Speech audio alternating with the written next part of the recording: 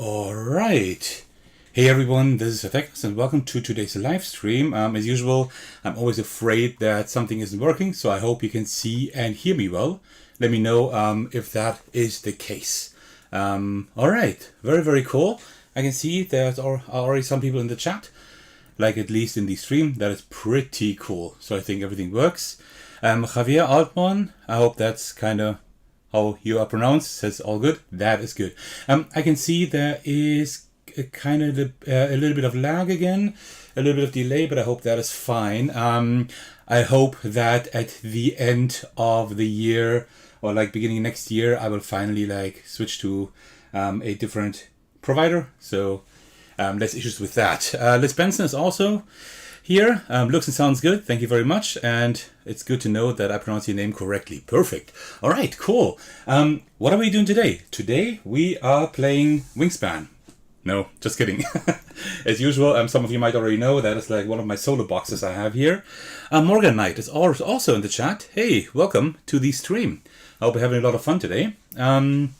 So yeah, there's like one of my solo boxes I have here, and there are a few things I would like to show you today, because I do have quite a few Game Crafter games here, and I've only shown off one, I think, so far.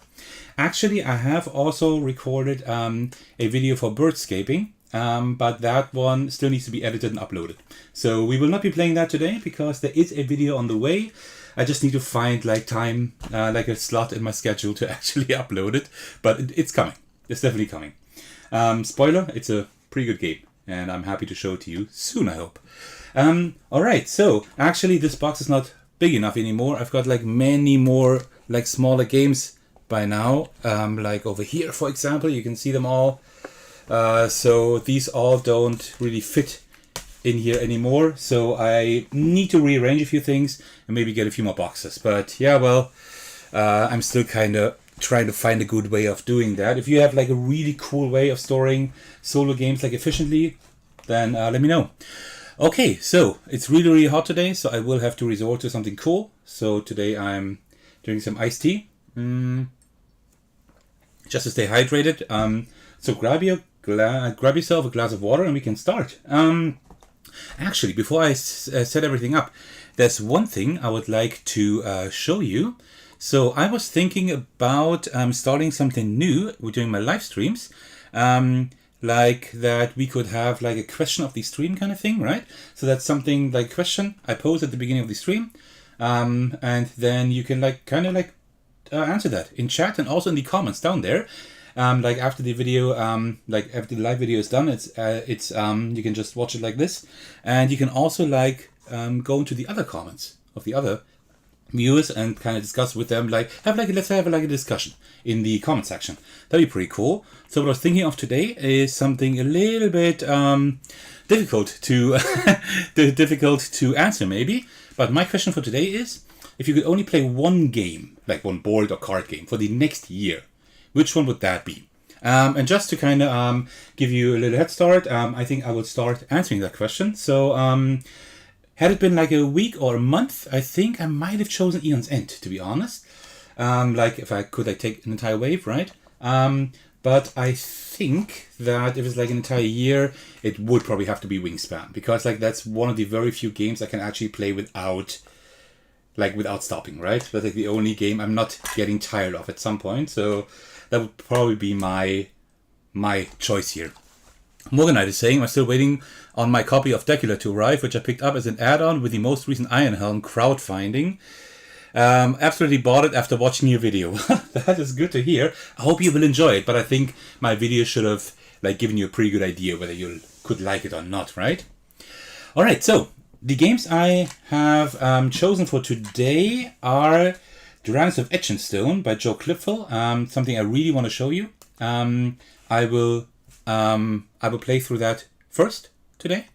It's a little bit complicated, the game, but I think we can get it there. I might have to pull up like the table a little bit so you can see better. Also by Mark Tuck, Pocket Aquarium is pretty cool. Something I wanted to have been wanting to record for the channel for quite a while, so I might play through that today as well. And then I don't know if we still have time. There are two really cool games by Jason Glover that I picked up in the last Dust Runner crowdfunding. Tin Helm, I would start with that. If we still have time after these two, let's see. And then maybe even Dust Runner, which is like the newest one. But this one I've only played once, so I can't promise you that I will be able to like play flawlessly. But that is like for all the games, I might have to look at the rules here and there. So I think I would like to start with that one and show you this. Dragons of Etching. Question to you in the live chat. Do any of you know this? Have you already played it, or is that new to you?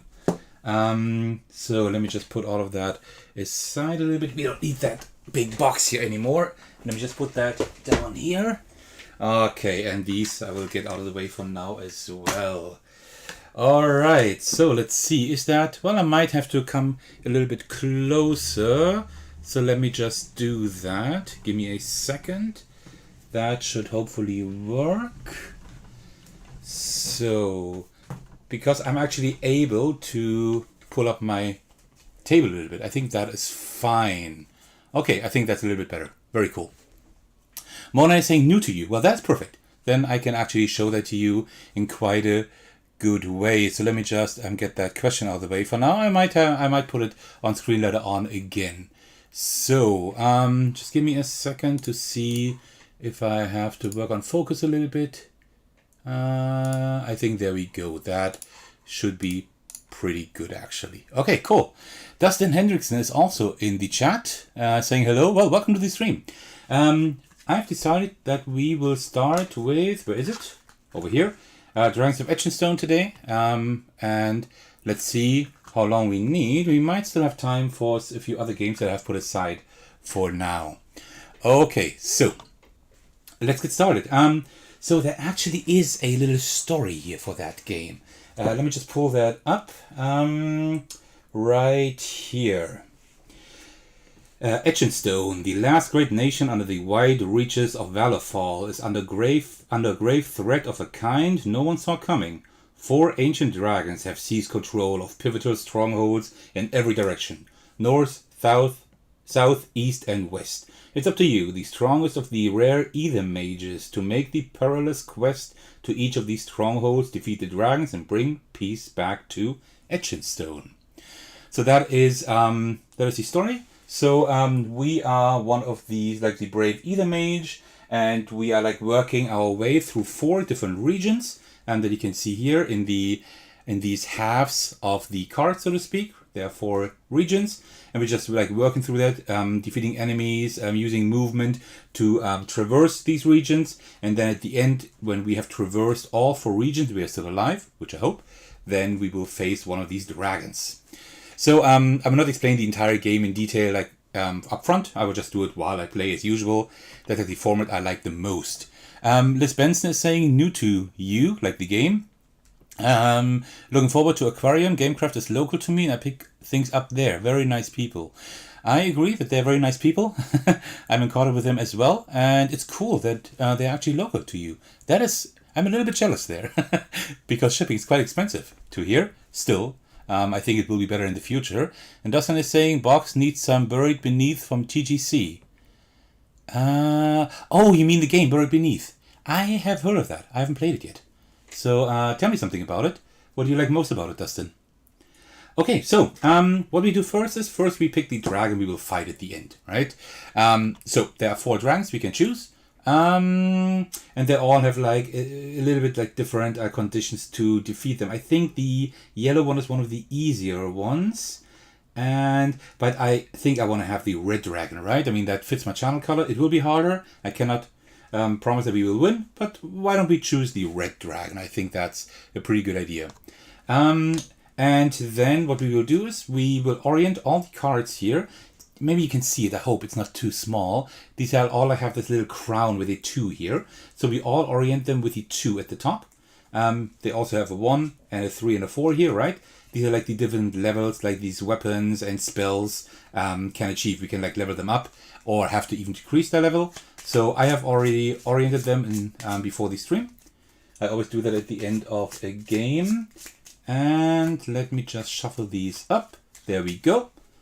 And then, of course, while you're shuffling them, don't change the orientation. That's very important. And then we take the dragon that we will fight, put it at the top, put it right behind.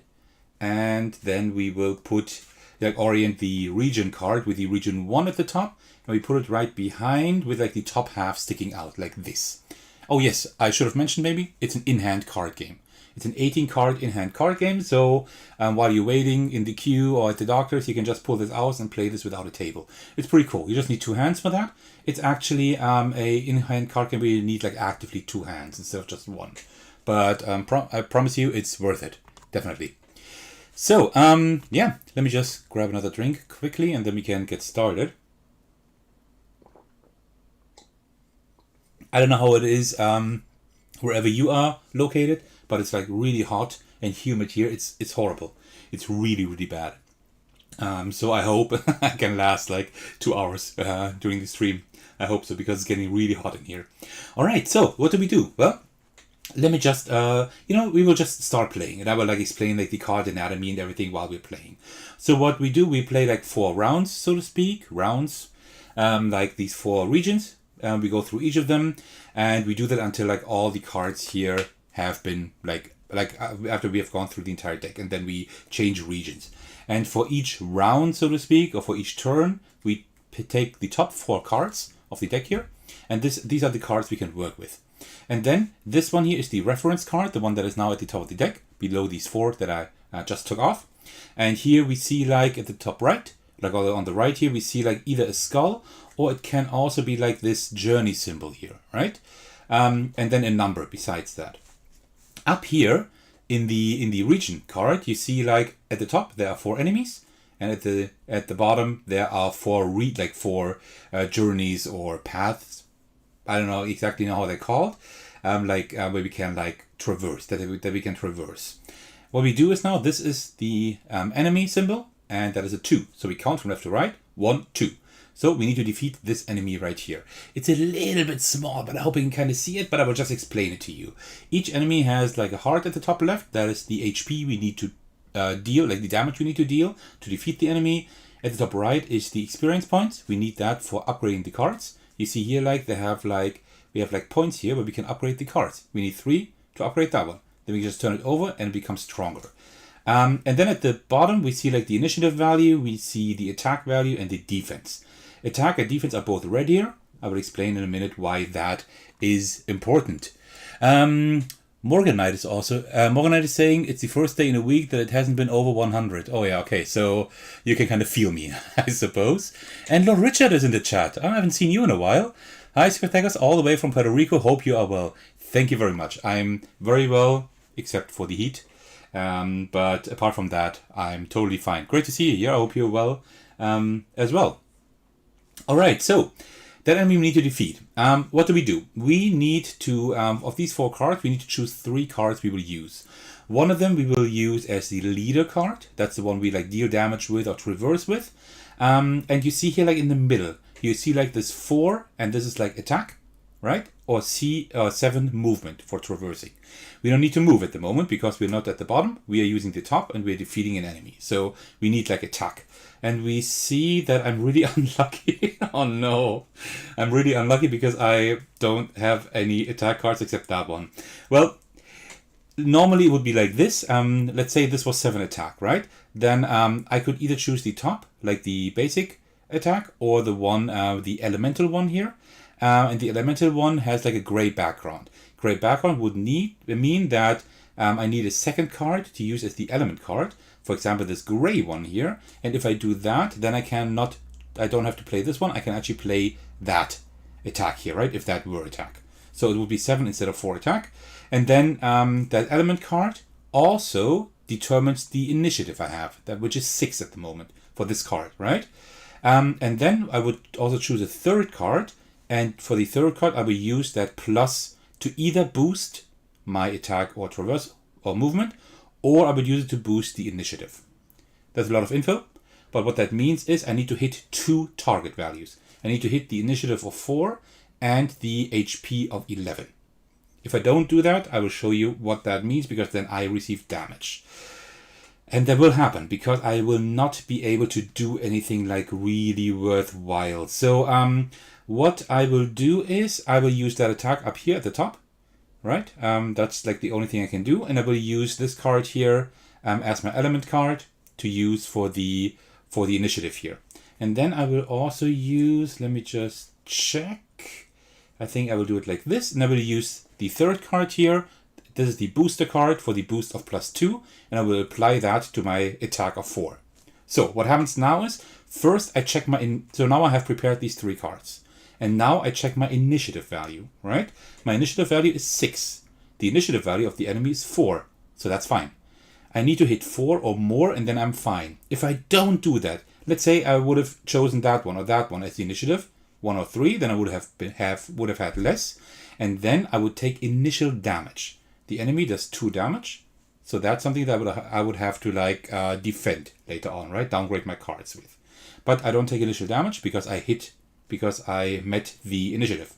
Second thing I'm checking is, do I do enough damage? I need to do 11 damage. I don't. I do 4 damage plus these 2. So that's 6 damage I'm doing.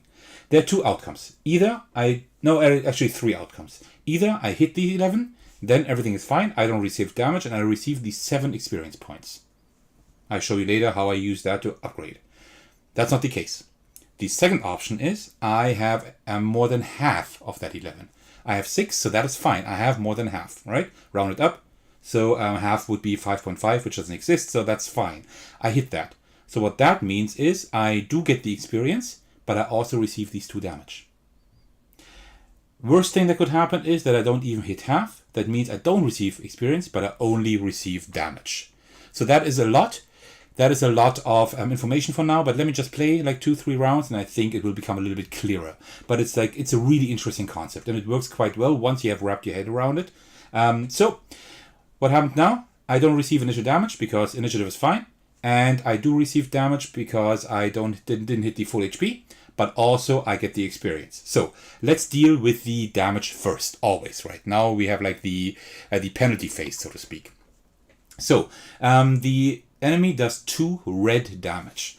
And you see here these cards have these shields, right? So this card can block or can soak 3 damage. So if I receive 2 damage, that means this card would soak all the damage, but I would still have to downgrade it.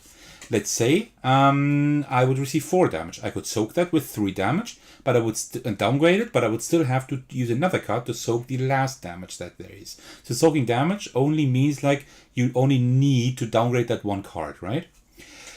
That is red damage. That means if I block it with a red shield, which I don't have at the moment, but let's say this was a red shield, that can block like twice the amount if it's red damage. So this one can block like 4 yellow damage here, that card, right?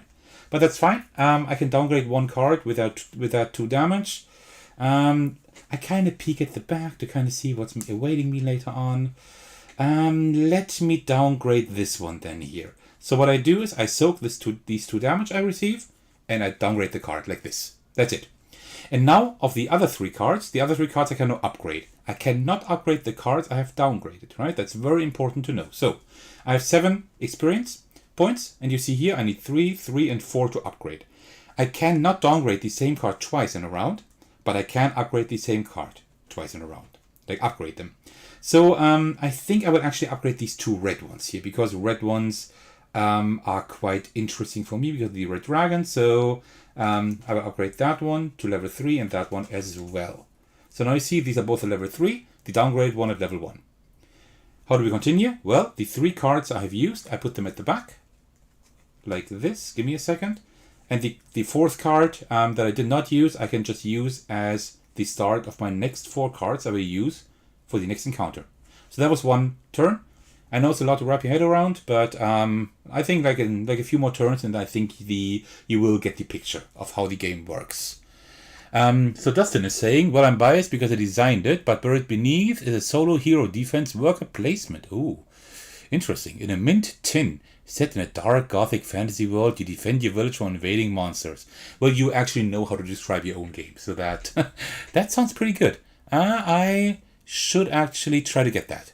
That sounds like something I could like. And Solo McLaughlin, oh, great. Welcome to the stream. Haven't seen you in a while as well. She's saying, I love games in a tin. There is something so cute about them. Yeah, for sure. For sure. I definitely agree. I think I enjoy like these thin like tuck boxes for cards a little bit more, just because they're like better to transport, right? Than those, because the tins are a little bit thicker. But these tins are great as well. I completely agree. Yeah.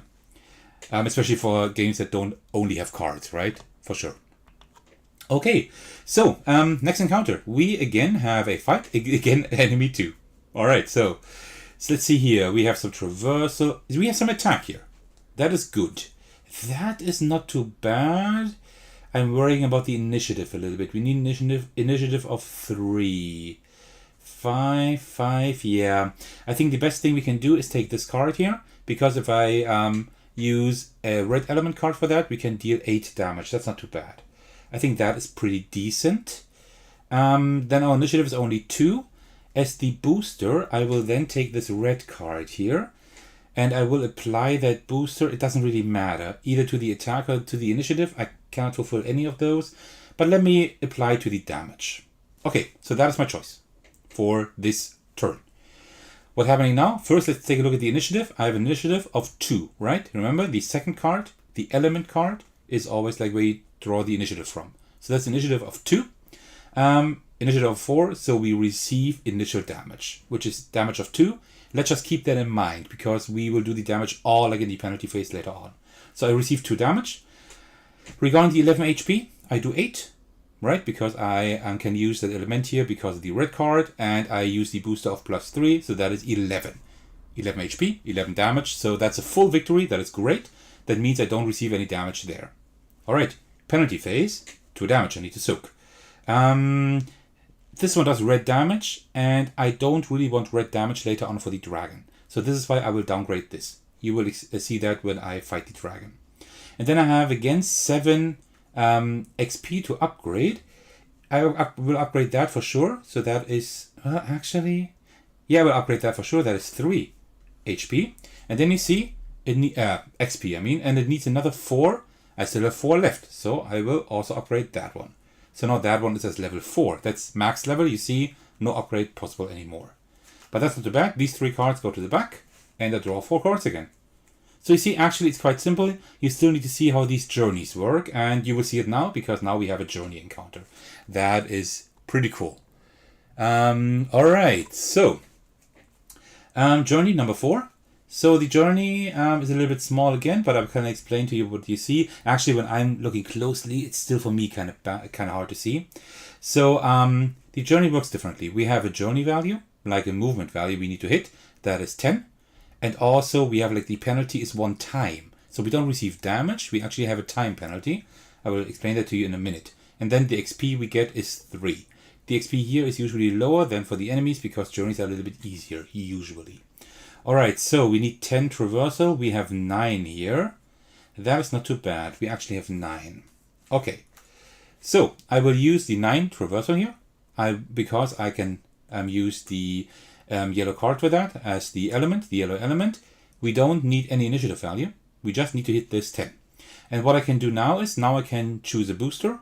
Let me just choose this one here as the booster, the +1. That is enough. We only need to hit 10 movement, and we have 9 here, so that's fine. So we have the 10 already. Had I now used a gray element for the movement, because that is 10 gray right there, right? That's like a gray sign that you can not probably really see. Then I could use the 4th card as another booster. But that's not necessary anyway, right? So that's fine. So now for the journeys, we only check the movement. We need 10. We have 9 + 1. That is 10. Totally fine. Had I not met this, I would have a penalty of 1 time. That means I take like the top card from the deck, like as many as it says there, and put them in the back. That's just less time we have to level up, right? But that's not the case. Everything is fine. No penalty, and I get 3 experience. And what will I upgrade? I actually don't really know. Let me just upgrade this one here, I guess. Yeah, that's fine. Then we put these 3 in the back and draw 4 new cards. So we're soon done with Region 1, actually. Very cool. Nice. Let me just get another drink.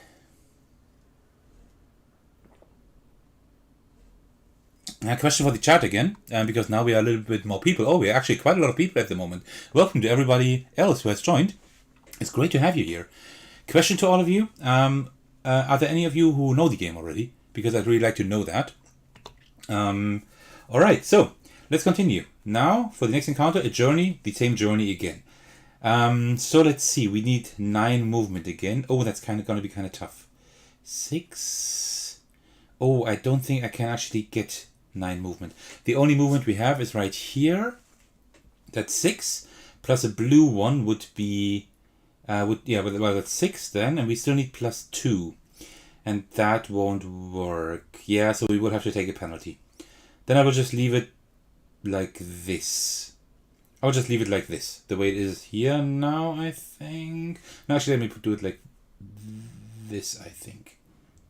No, it doesn't matter. Let's put it like this.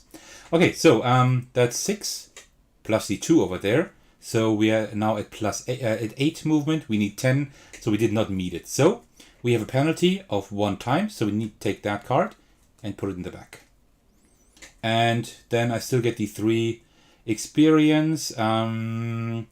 Which will I upgrade? Let me upgrade the red one here.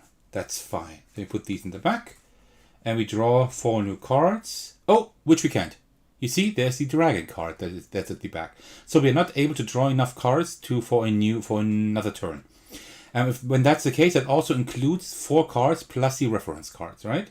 So that didn't work here. So that means now that the round is over. So what we do is we put them on the back.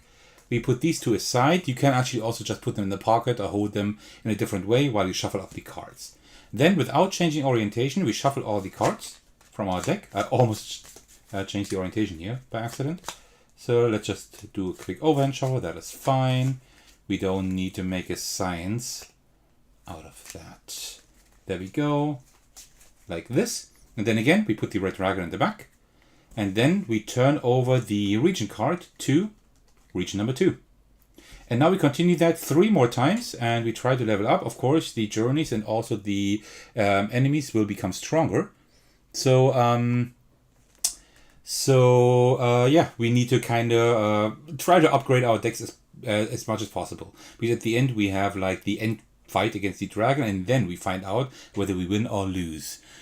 All right, we have a few more comments here. So Didi, welcome to the stream. Great that you're here again. Hey there, came late as well. No idea what's going on, but seems like one of those cards is being used instead of the entire board. Yeah, kind of. So McLaughlin is saying, I don't think I've seen this one before. What is it called? And then Dustin is saying, Dragons of Etching Stone. Exactly. Yeah, really cool. So McLaughlin is saying, I mean, must be the late kids to class. Yeah, kind of. And Ken is also here. Welcome, Ken. Welcome to the stream. All right, great. So, yeah, let's just continue, I'd say. It's so hot here, seriously. Okay, so, we have an enemy. We have that one over here. So, and some enemies can have like these symbols there. You can hardly see it, but these symbols are actually at the back of this case here, and I still have to look myself. So this enemy is that freezes me. Discard unused card if you take initial damage. Okay, that initial damage was like the initiative thing, right? And then I would have to discard card number 4. Well, that's not too bad. There could be worse things. So we need to hit an attack of HP of 13. Can I do this? No, I cannot. And but I have an idea. Let me just do it like this. And, wait, no, that doesn't quite work. Let me do it like this here. Okay, so that is the hand I'm going with. So first let's check initiative. Initiative of 5. The second card, my element card here, has an initiative of 6. So no initial damage. Everything is cool. So that's fine. No initial damage. Then we need to hit 13. I only have 6 plus 2. That's 8. I could have also used the plus 5, but that would have been 11 also, so not enough. So this is why we have more than half. That's fine. So we receive the 7 XP, which is a lot. But we also need to take the damage. It's 3 blue damage. And now you see here, this card that we've actually... it's just upgraded. But that is good to show you. Well, maybe we take a different one. I'm not sure yet. But this one has like 4 blue damage. It could like block up to 8 blue damage now. Because it's blue damage, right? And it's a blue shield. But that would be a waste. I'm actually going to take this card here. This is also at the top level, but it has like exactly 3 shields, right? So it can block the 3 damage. So let's downgrade this one. So I cannot upgrade this one here. So wait, that was the one in the back, right? That I didn't use. Yeah, exactly. So now I get 7 XP. I would really like to upgrade these here. This one is nice. Yeah, I definitely want to upgrade this one. That's 5 XP. So this one is now at level 4. That's 3 red shields. We need those for the red dragon later on. And I still have 2 XP left. Let's do that. The Rain of Blood one time, and that's it. I still have 1 XP left, but there's nothing that costs 1 XP. So put these in the back, and then we continue. Ken is saying, good to be here. Yeah, good to have you here. And Didi is saying, at first I thought this could be Gloomholden, but the cards didn't fit the style. Actually, Gloomholden, I think it's also by Joe Clifford, as far as I know, right? I wanted to actually print it and play it, and I looked at the rules, and so many rules, so I never really tackled the game. I will at some point, I hope, but I haven't done so yet. Alright, so the next one is Journey 2, but we do have like the lightning bolt there. And it says take as much damage as you do time penalty. So we can actually get damage during that journey. We don't want that. So, Journey 2, that is 13, a movement of 13. We have 10 here that we can't do because we don't have a yellow card. 7 won't work. Ew, that's pretty bad. Here we can choose 7 attack or movement. So let's take this one here. That's 7... But we need, it's not blue. Yeah, okay, well, we can't, well, we definitely will receive damage. That is unfortunate. Okay, so I have now 7 plus 1, that's 8. That's more than half, so we do get the experience of 7, but we also have a time penalty of 2. So we need to take 2 cards from the top of the deck and put it down here. And also we receive 2 damage, which I will block with this one here, with the reverse. Oh no, I can't with this one. Yeah, let me just block it with that one here. So, and I still have 7 XP. So I will definitely upgrade this one here to level 4. And I will upgrade that to level, to level 2. Sorry for the mess here.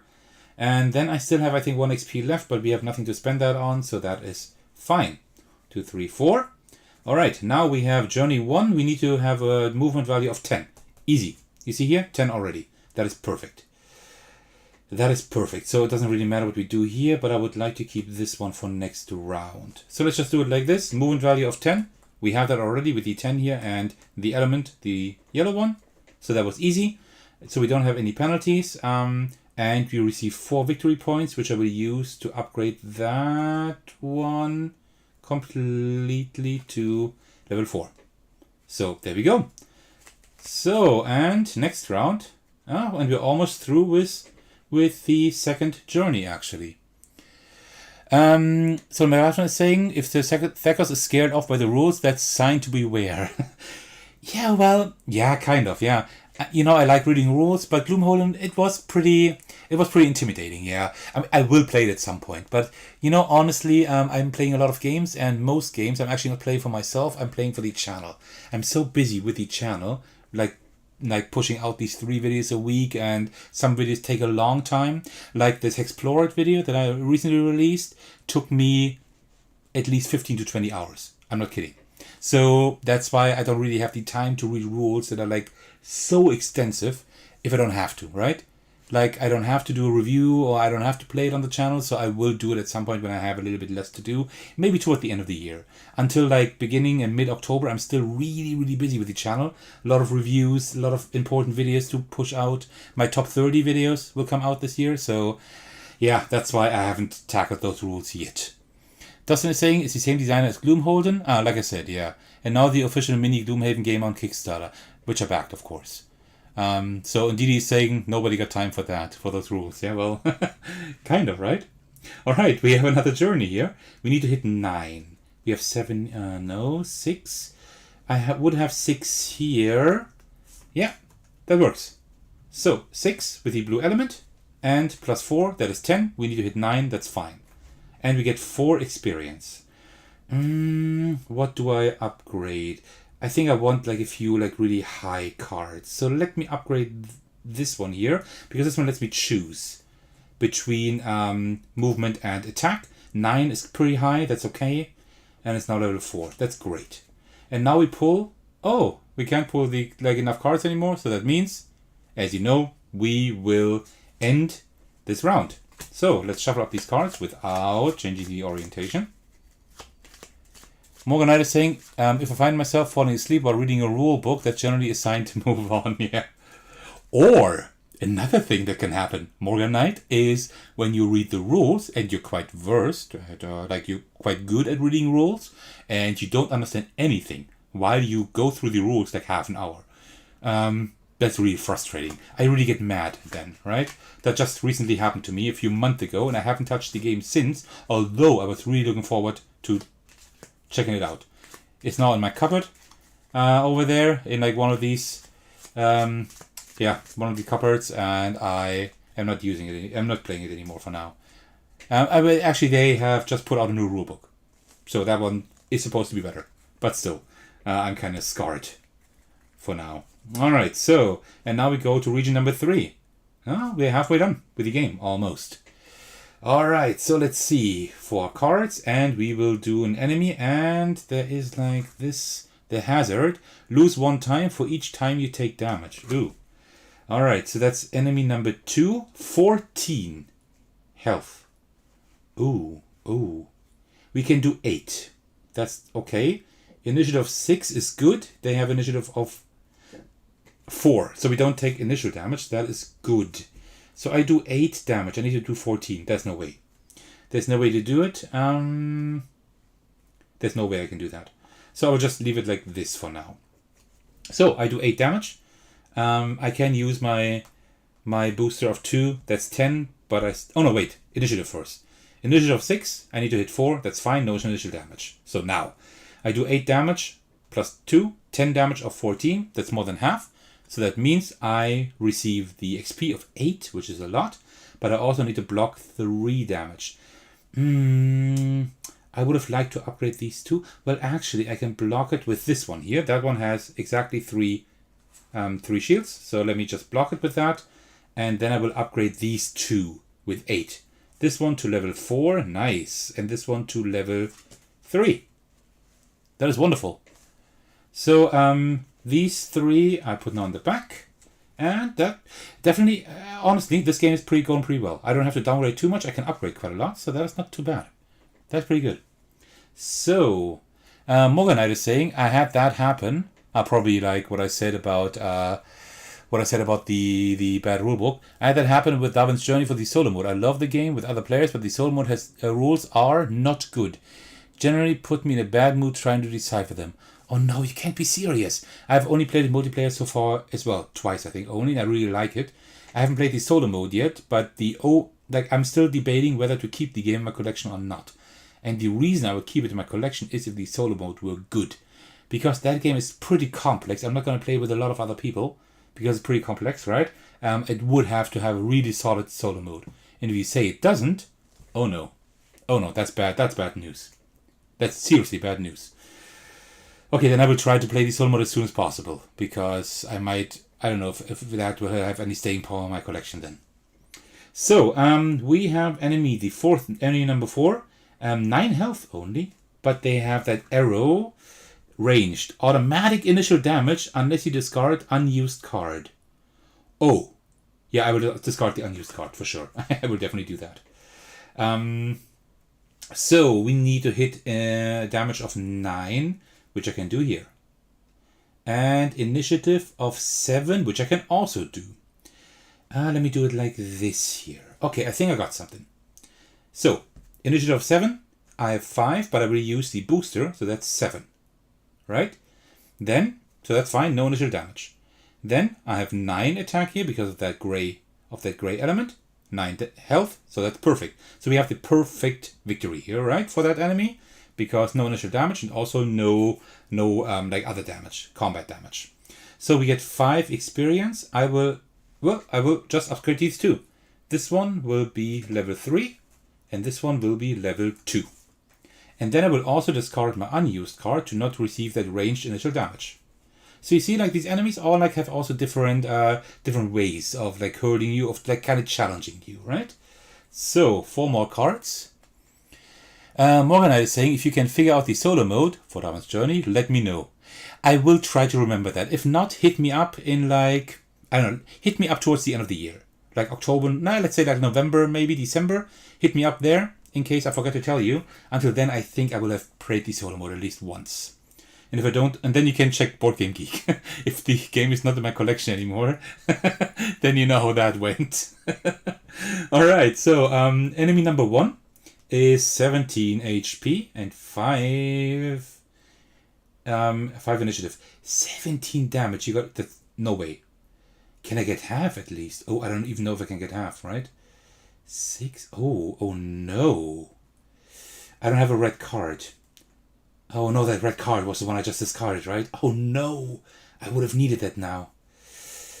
Okay, so I can do 6 damage here with the yellow element card, right? I can do that. And then I would still need 17 divided by 2, so I still need 9. I still need 3. No, I can't do it. But I can at least do the initiative. Oh, I don't get any XP now. Oh, that's bad. But okay, I mean, the rest of the game went really well so far, so... No, actually, wait. No, wait. Oh, no, I can't do that. Forget it. Well, okay, I think there's no other way to do it, but let's just do it like this. So, initiative, 5. I have 5. That's fine. No initial damage. I'm cool. I do 6 damage. It needs 17. That's not even half, so I don't get any XP, but I get damage of 3. So let me soak that with that one, I suppose. Yeah, with that one here. Yeah, I guess so. Put these in the back. 1, 2, 3, 4. Yeah, we can still go another round. Okay. I hope we can upgrade at least 1 more card, maybe even 2. Didi is saying there's a good chance there will be several YouTube tutorials on how to solo that one by then. And Morgan is saying I certainly hope so. There probably already are solo videos out there. I was planning to record one at some point as well, but as I just said earlier, it's always kind of hard for me to actually like put out all the videos I would like to. I have a list of like 40 to 50 videos I still want to do, and that's only the most important ones. I think I have like hundreds of videos I want to do, but I don't have the time. I would have to push out like 7 videos a week, like 1 video each day, but with a full day job, that's not possible. Like even 3 videos a week is pretty tough. Currently with my full day job and everything, so yeah. So we have a journey, which is bad because we have almost only attack. Well, journey number 2, that is 12 I need to hit. No way I can do that. I can only have like 5.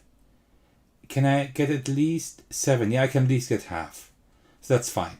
I can at least get half, and I need to discard 3 cards. Yeah, I need to discard all the other cards as time penalty, but I can at least upgrade up to 6. You know what? Let's upgrade these 2 here. That's exactly 6, like this. Okay, that's fine. And we're through with region number 3. We're certainly we're soon done. Okay, wow. That took me now 45 minutes. Well, we need another 10 to 15 minutes for the game to end. Yeah, so it says like, I think the game says like 30 hours it takes. 30 hours, sorry. Not 30 hours, 30 minutes, of course. That's a 30-hour game, have fun. The rulebook has 300 pages, no, 30 minutes. I usually need like 40 to 45 to be honest. And now I'm talking a lot, so I need even longer, of course. So, Red Dragon in the back, and now we turn that to region number 4, which is pretty brutal. Okay.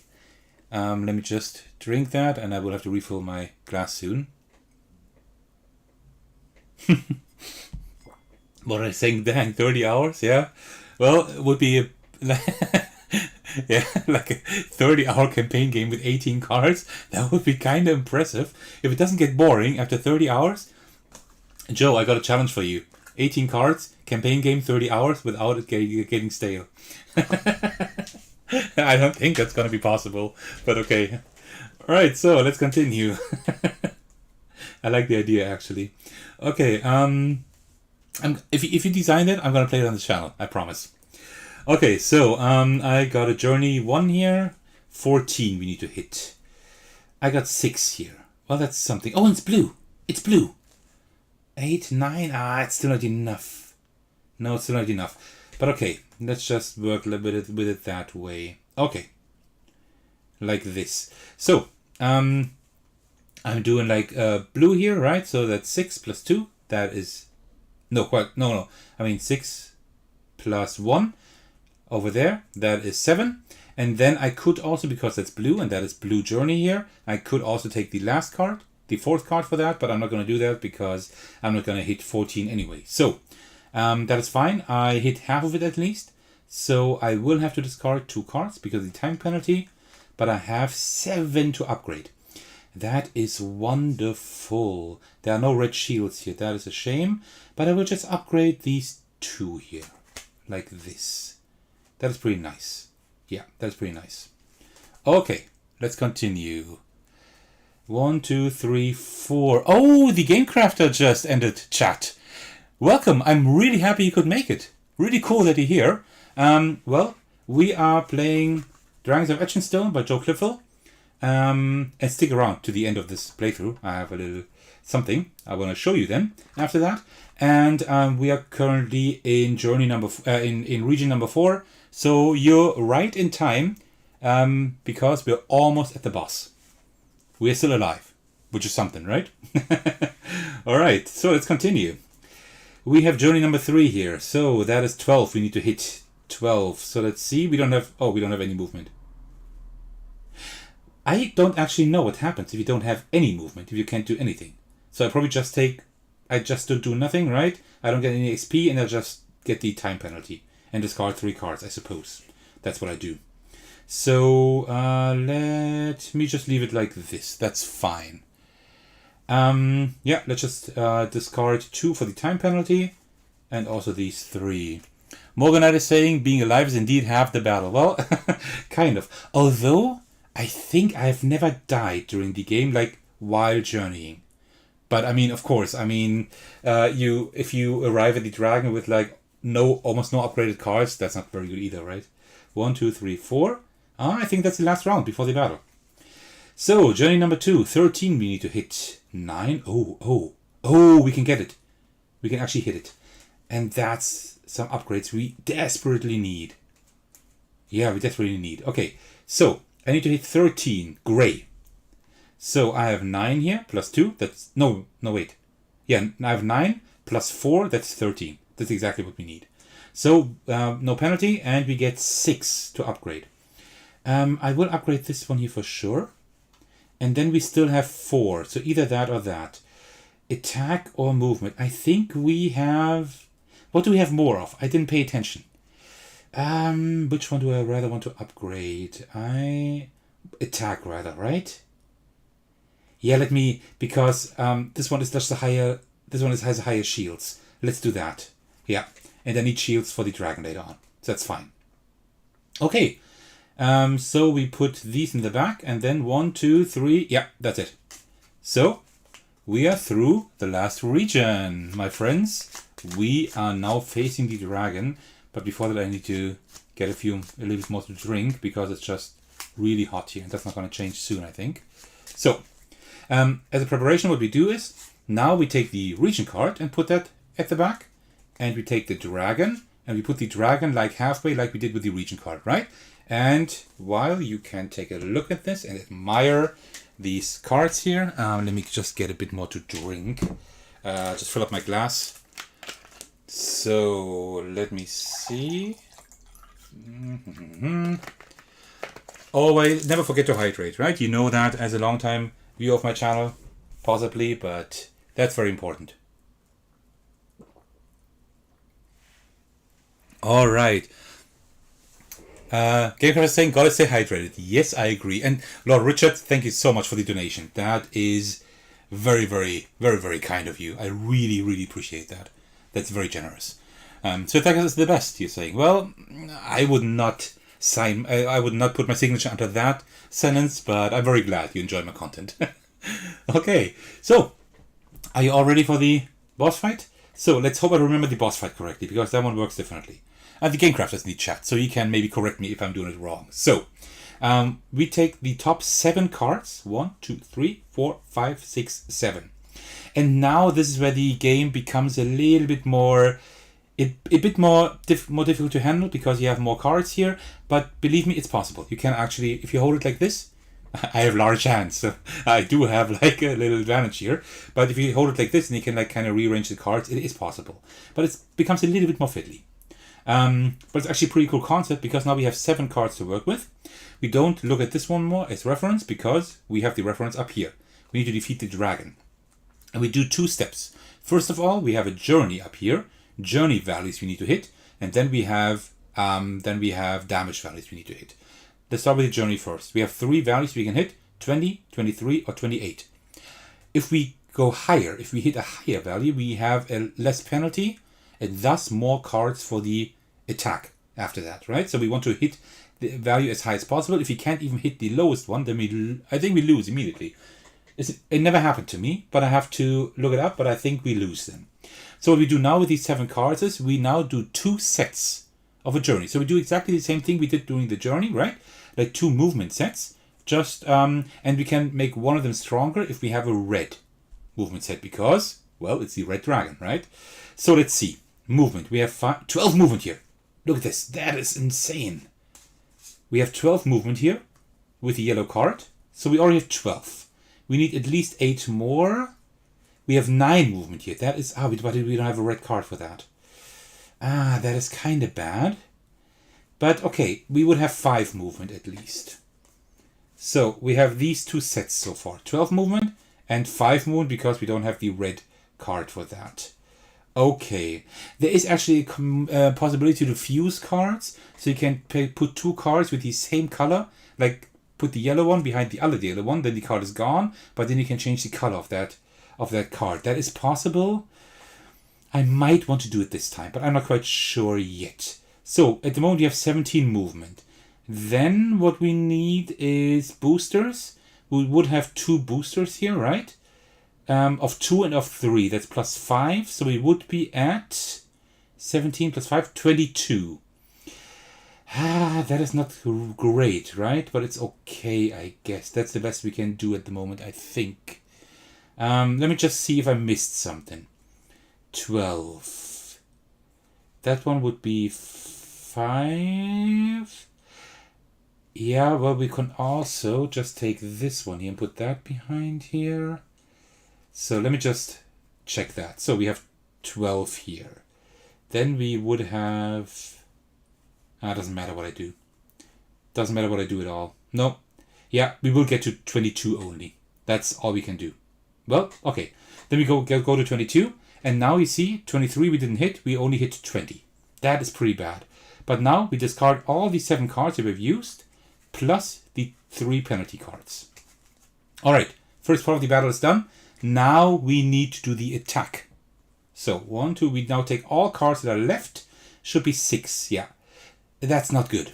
Like, the worst thing that can happen is that you only have 5 cards. I have now 6. That is not good at all. But let's hope that we can still make it, right? So, it doesn't look good at all. Does not look good at all, but 10. Okay, I get 10 damage here, plus 9. That's 19 damage.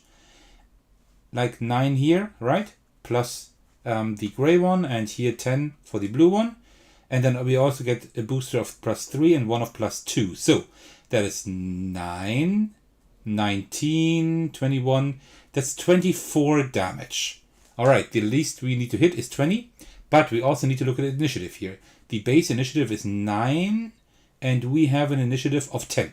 That's fine, we don't take any initial damage. That is great. So we do 24 damage, that is the lowest threshold here. So 22, we actually made it, but we now receive 27 damage. What happens now is, remember, we can only downgrade cards once, and we need to be able to soak all 27 damage, and then we win. If we can't soak 27 damage, then we lose. And I don't think we can soak 27 damage. We don't have any red shields, do we? No. Because red shields could soak double. We don't have any, so I think that's it. So 27 minus 3. that is 24. 24 minus, that's 21. That is 17. That is 11. Oh, come on. That is 2. So we add 9. And here we can soak another 3. So we are at 6. Well, 6 damage we cannot soak. And I just had another game today, just to kind of get into the groove, so I remember how the rules work again, right? And I lost the game with 5 as well. All other games before that, like the last 3 or 4 games before that, are all 1. But today is not my day. So Morganite is saying that, right? RIP. And Gamecraft is saying, so fatalistic. Well, yeah, 6 damage that we couldn't soak. So we unfortunately lost against the Red Dragon. That was pretty unfortunate. I think we did really well during the journeys. But I think it also came down a little bit to a little bit of bad luck at the end. Didi saying stuff happens. Yeah, stuff happens. That is pretty much true. Yeah, and that is Dragons of Etching by Joe Cliffel. A game I thoroughly enjoy. I think it's pretty incredible how much strategy and tactic, like especially tactics, are in like these 18 cards. I think that's pretty incredible. So yeah, I think it's pretty good how much you can put into these 18 cards. The game does have a lot of rules. These rules you see here, these are definitely not the rules, right? These are just like a few reminders of the most important things. The rules I think are like 20 or 25 pages. I'm not kidding. Like, this is why the rules are not in here, because they are just massive. Because this game is quite complicated. It looks easier when somebody explains it to you, I'd say. But, so, yeah. A lot of rules, but a very, very good game. And this is where, like, this little surprise comes in. I will do another, like, big video towards the end of the year, I think, to, like, summarize all the games. I've granted those two, but this game definitely gets an Ace of Games award from me, because I think it's really good for an 18 card game. At the moment, it is my most favorite in-hand card game, like of the published ones. So, yeah. So I would say, congratulations. That definitely deserving of the Golden Ace of Games award. I think this is an incredibly good game.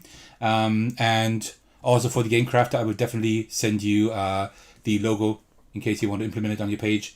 It's an incredible game. If you like in-hand card games, if you are not afraid of a little bit more rules and of a longer playtime, it takes like 30 to 45 minutes, right? Then I can highly suggest that one. Lord Richard is asking what's the name of the game. It's Dragons of Etching.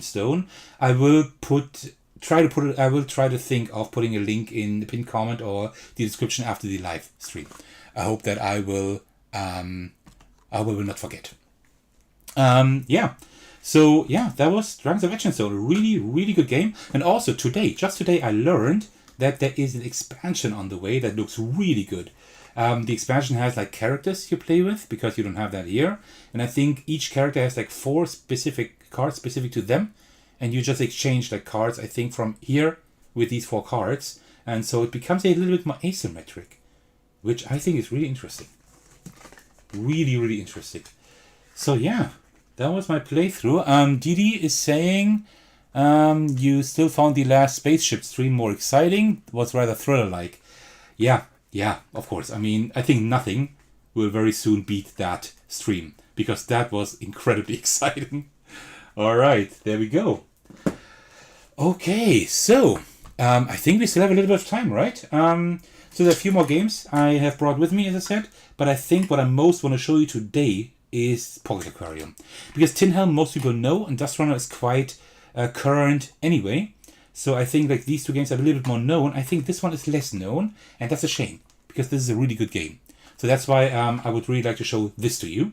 I will have to kind of put down my table again for that, because we definitely need a little bit more space for that.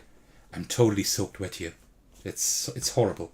It's really horrible here. So I almost think like after this game, that's it, because, yeah, the heat is almost unbearable. Okay, so let us take a look at this. Did he say more games? Yay! Well, I agree as well. So this is by Mark Tuck. You might actually know him from some other games. So let me just see. There are some expansions in here. I think we will play without the expansion first. Like there are like expansions you can also get on Game Crafter. The Goldfish one, and I think the Castle is called. Castle, yeah, exactly. These are pretty cool as well. They just kind of shake up the game. They make it just a little bit more. They just make it a little bit. Yeah, just put more variety in there. They're not necessary, but I like the game enough that I think it is worthwhile to getting these. If you're paying for shipping anyway, I would also get these because the expansions are pretty cool. All right, so let us do that. So what we do is for the setup, we just shuffle. Well done, Sir Thackus. Okay, we just shuffle the cards. Important is the orientation in terms of they should not be like the wrong way down. You see that because the bubbles are should be in the top half of the cards, right? That's how you know they are upright. And what you do is you shuffle these, and then just sometimes you just turn some cards over because they're double-sided, right? So let's do it like this. Maybe turn a few over here again, maybe a few here as well, and then we shuffle these up. And then we put those in a 4x4 grid, and I might still have to push on the table even more. Let's see. 3, 4. No, actually that should work. That should actually work. Let me just quickly now fix the focus. Give me a second. Come on. I think like this should work. All right. Sorry, I still need to do that manually. Okay. So 2, 3, 4. 1, 2, 3, 4. 1, 2, 3, 4.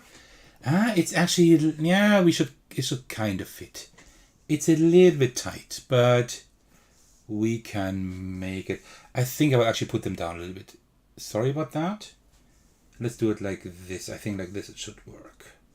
Now we can't see the beautiful logo anymore. Okay, there we go. Okay. All right. And then what we also have, besides our little aquarium here, that we now try to arrange in a way that we are satisfied with it. And that is tougher than you may actually think. Okay, then we have Chips, the cat here. The cat is very hungry and is always like kind of looking at specific fish. And what Chips is essentially doing, Chips is doing two things. It is working as the timer.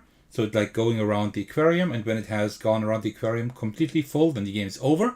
But also it blocks the column. We cannot activate a fish in this column, and if it's like here, it cannot. We cannot activate the row.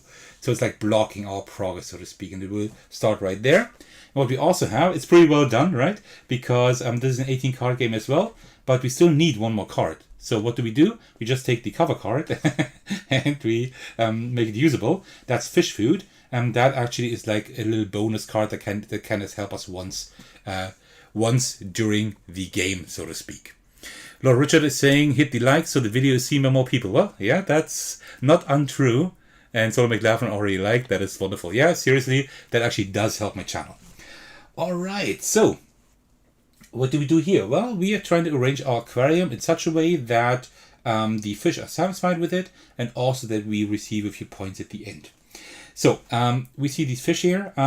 We can do specific things with these fish. Either we can activate their abilities. You see like these fish have like specific abilities, or we can flip cards. And when it's our turn, like we can like do one thing during our turn. Either, as I said, flip a card or use a card's action. So for example, this card, you see like it has like these two arrows to the left and the right. And that means we can exchange it with a card to the right or left. Left wouldn't work because there is nothing, but we could exchange it with this fish. We can't do it now because Chips is blocking this column here. You can't quite see the name Chips, but it's over there. Okay.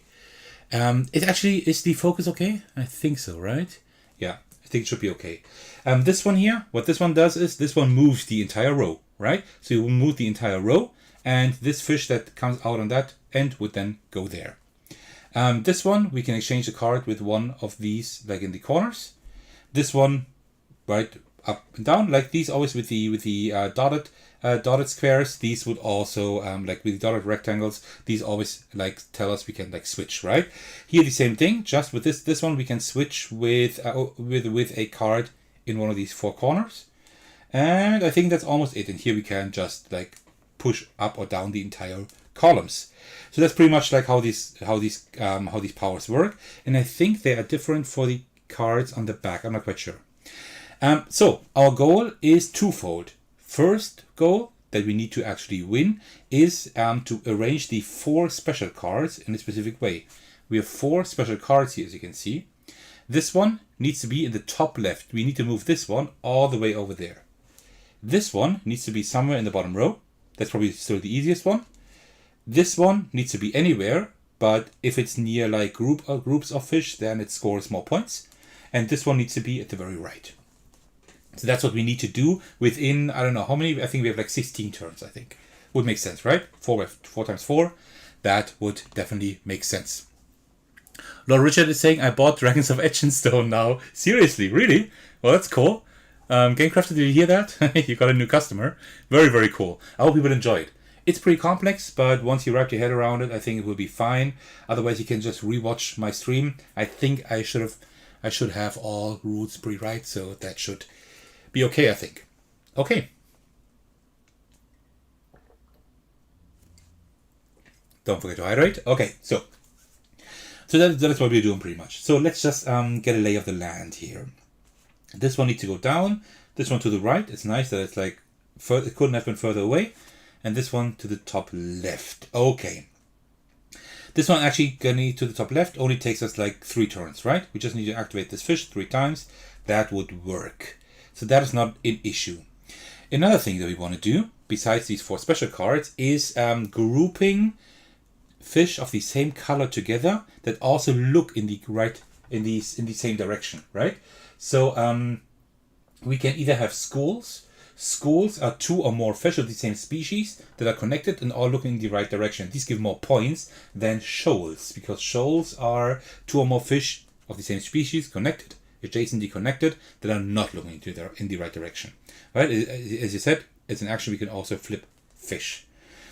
So I think what I want to do first, actually, is get this one all the way over there. I think that's not a bad idea. I think. And I actually have a pretty cool idea. So let me start with that first. How do we get this one over there? We can switch these 2. Yeah, we can get this over there at least. I'm not 100% sure how we can get this one over there. I don't quite know yet. But maybe you have an idea in chat. If you have an idea in chat, let me know. Otherwise, I will just start with that one. So I'll activate this fish. So this row just goes all the way to the left here, like this. So that was already our first move, and then Chips moves 1 to the right, like this.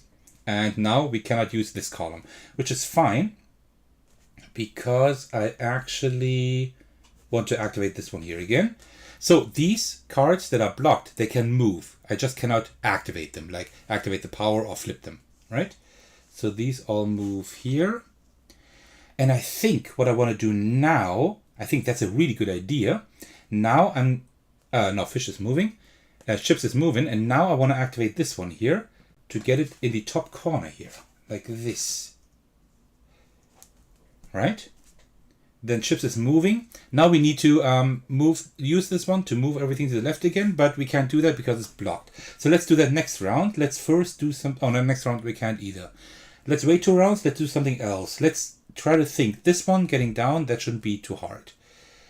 That we will somehow get that. But how do we get these fish over there? We can get them there by swapping here and then swapping there again.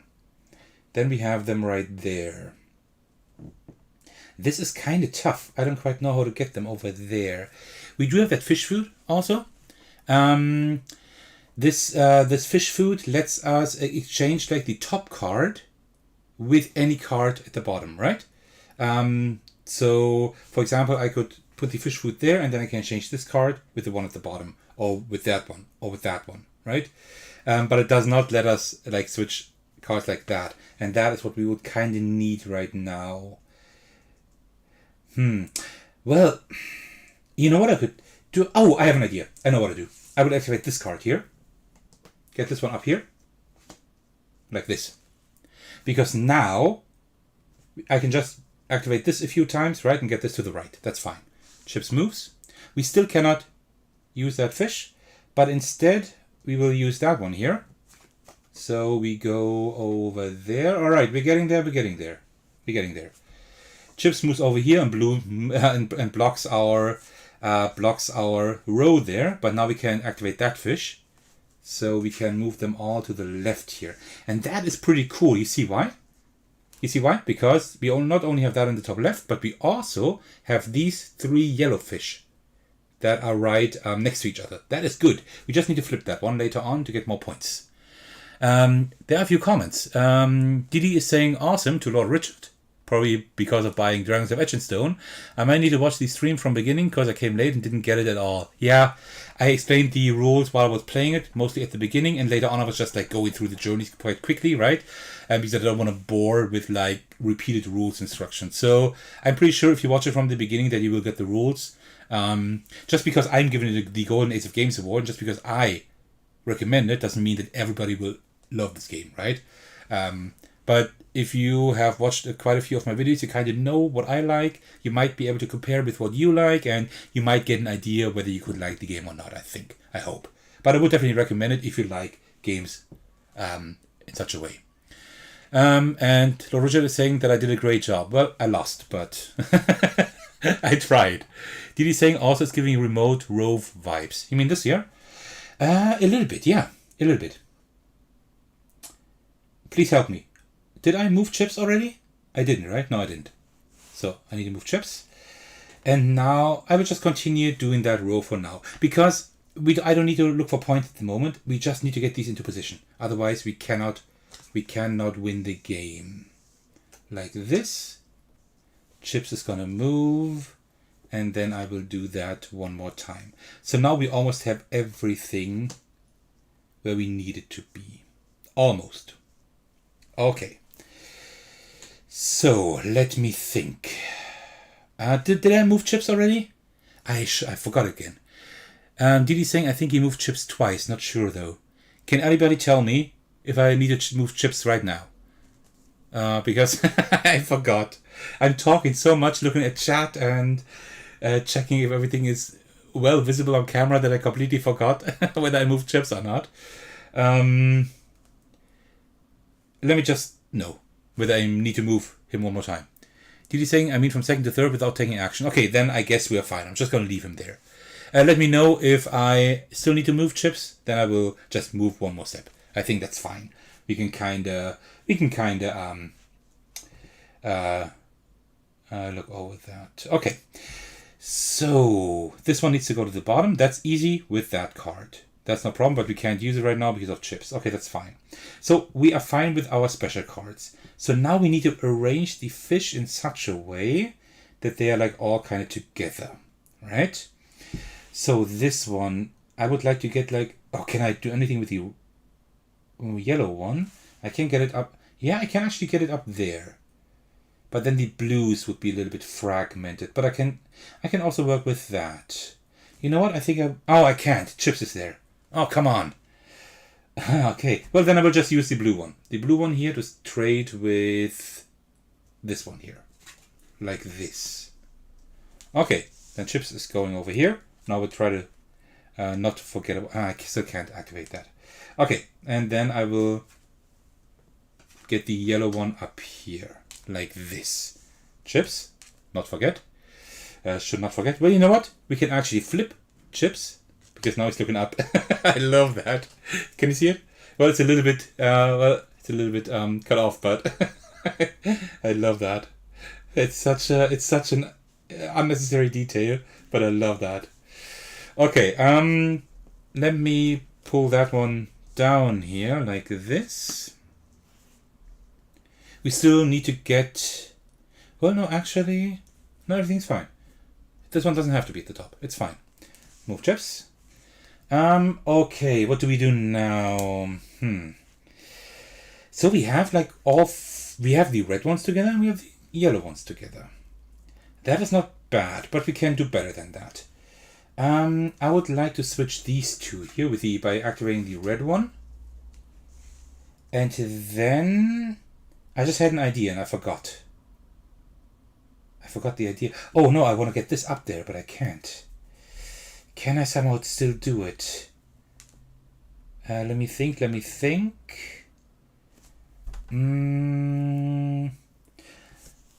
No, I think that wasn't right to switch these two. I just did that, right? I want this one a little bit further up because this one scores more points when it's like besides different schools or shoals, right?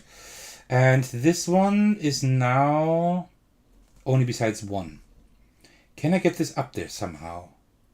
Not really. I can do it with that one, but then I fragment like the fish more and more. No, actually that could kind of work.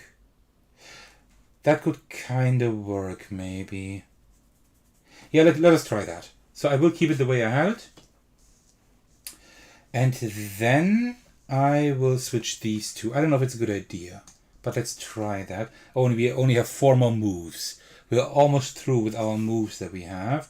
I might be destroying everything now, but let me get this one. No, I think I'm kind of messing everything up now. I think, right? You know what? Let's do more important things first. Let me like flip a few of these fish here. This one, then I will flip this one here as well, because we need more points, right?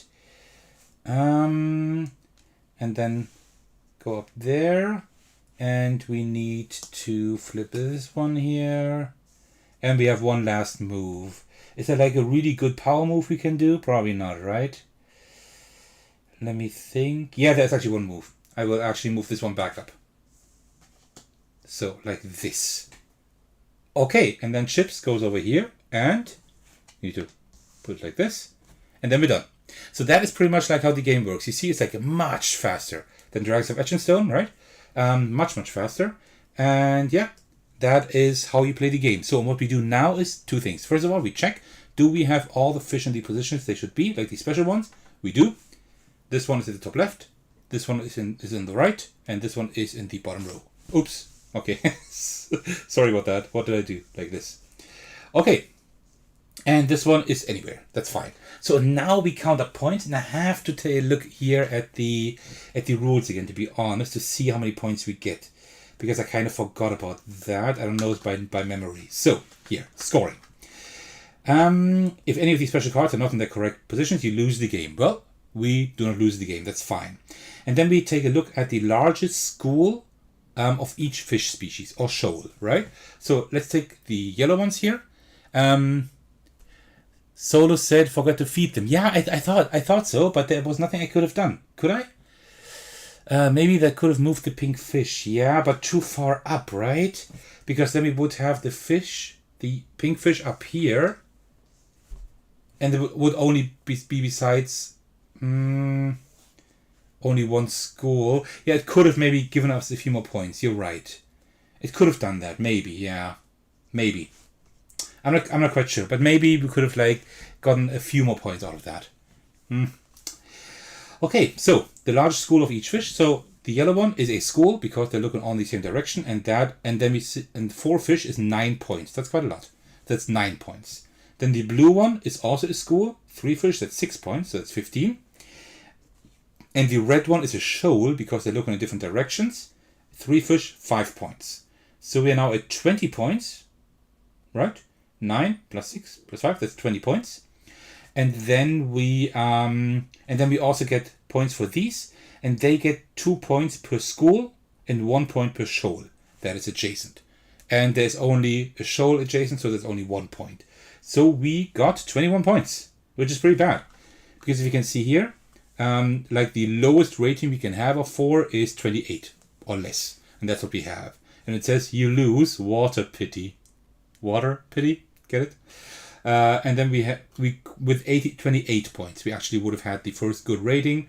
28 to 30 would have been Commander Bubble. 31 to 32 is fantastic, and 33 is perfect because of chips, right?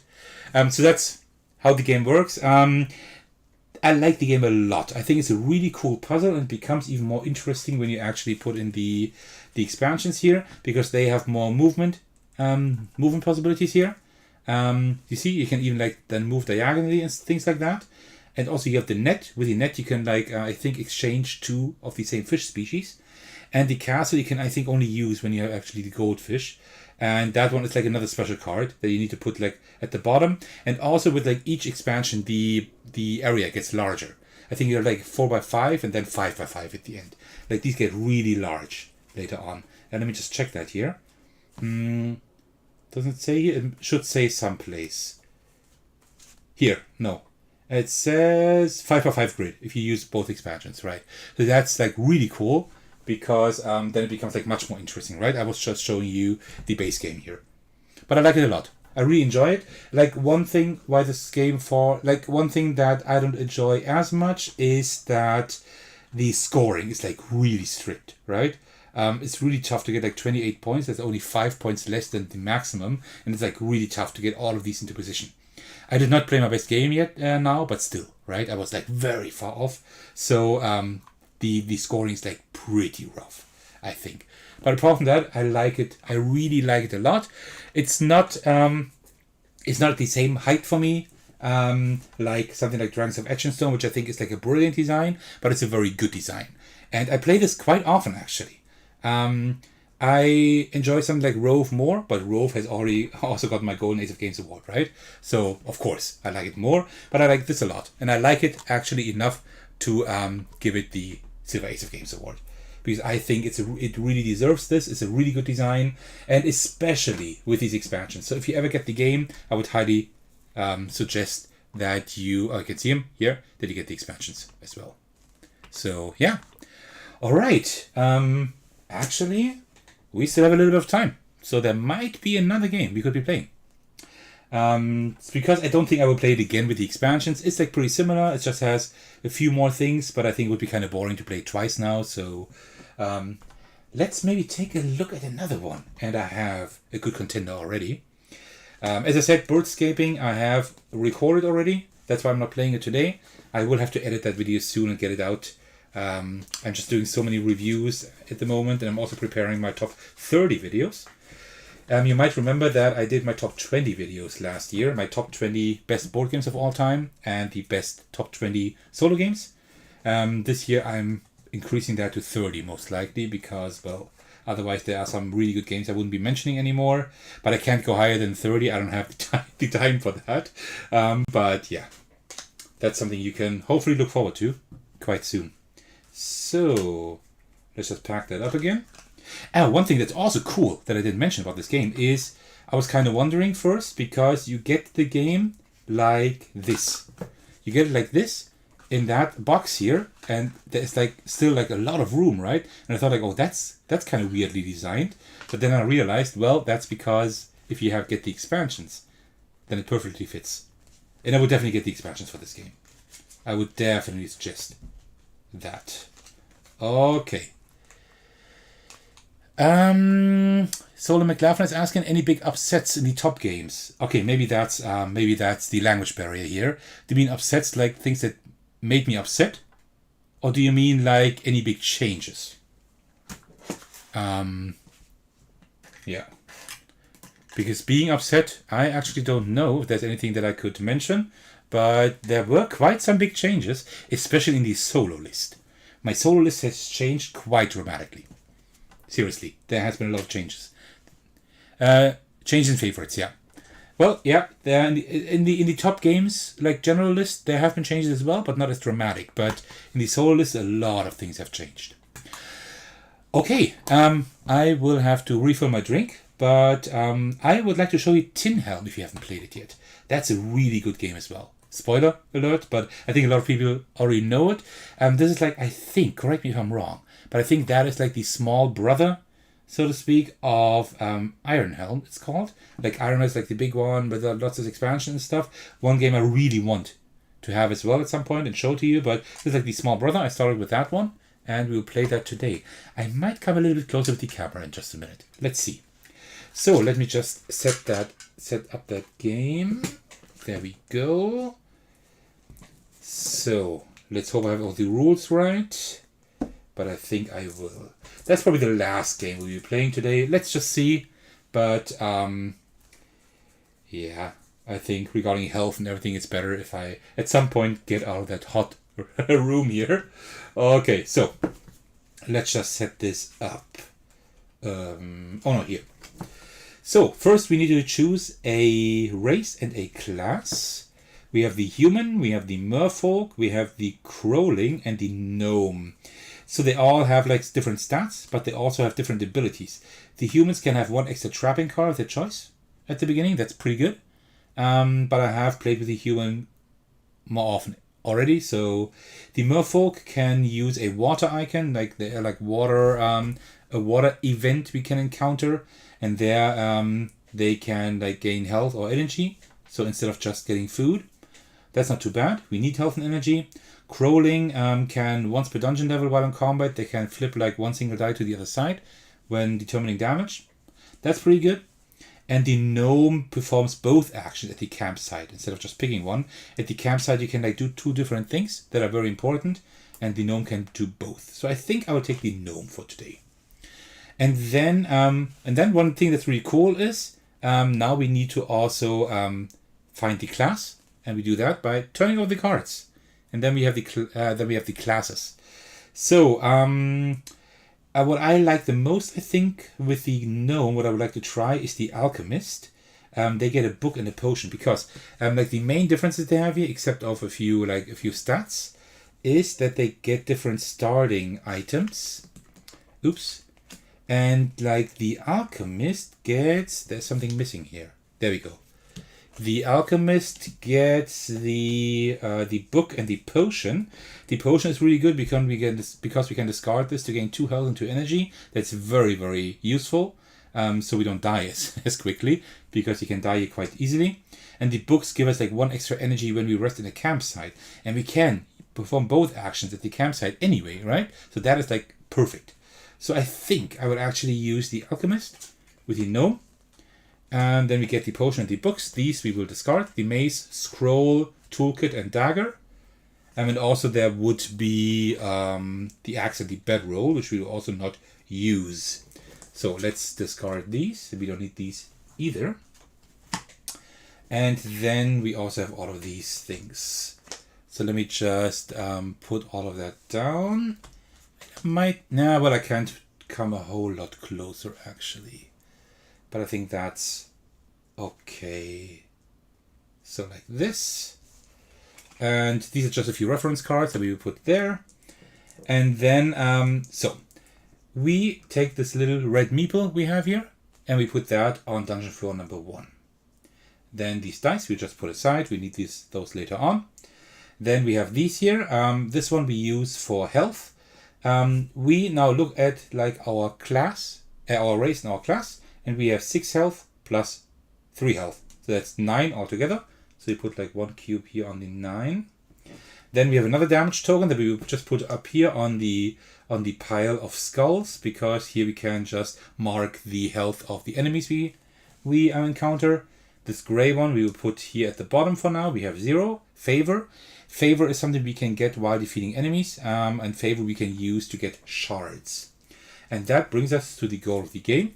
Because we win the game if at any time we have all 3 shards. We can get them in different ways. Or we lose the game if we finish floor number 5 without having gained all three shards. That's pretty much how it works, right? And then we also have these two. We can take the green one, I think, for food, right? We have how much food? We have 1 food at the beginning. Because at the end of each dungeon floor we need to eat. Like 1, right? 1 food. Otherwise we lose health. I think 3 health we lose then. And energy, we look at the cards again. 9 plus 4, that is 13. That's full energy. There's no more energy we could have. Then here we put our enemy deck. What I usually do is the following. I take the enemy deck, I shuffle it, and well, actually we don't really need to shuffle it usually. And I put this right here. And when we look for an enemy, I just put it face up on the deck to save as much room as possible when playing the game. So the way I'm arranging it now is probably one of the ways to save the most space, actually, right? So, have any of you played either Tin Helm or Iron Helm? If so, let me know. And maybe you've played both, then you can tell me like what you think in terms of differences, which one you like more. And then here we have the map. This is like pretty much the dungeon we go through, so we shuffle that up as well. Let's give that a quick shuffle. And then that is pretty much it. And then you would just put the shards. I put them here on the left usually. And then you put like the reference cards right here. And like this is like as condensed as I can get this game. And I think it can actually come a little bit closer so you can see a little bit more. Give me just a second to come closer here. See, isn't that much? That's much better, isn't it? Oh, the camera is now shaking a bit. Give me a second. There we go. I think that's much, much better. Wonderful. I just need to fix the exposure a little bit. The focus, I mean. Come on. There we go. I think that looks pretty good. Doesn't it? Let me know if that is fine for you visually. I think that's much better. Okay, good. So that is the game. And now we start. So how we do that is we just check the top card of the dungeon here. And then we see like these two symbols down here. They're like several different symbols that we can encounter. And the first one is an enemy encounter.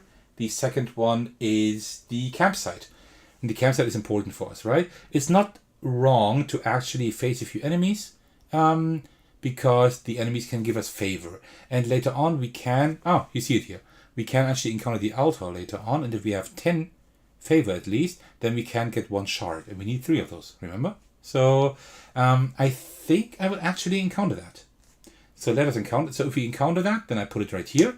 And the next card I turn over. Because that is now the reference card for that map here. Right?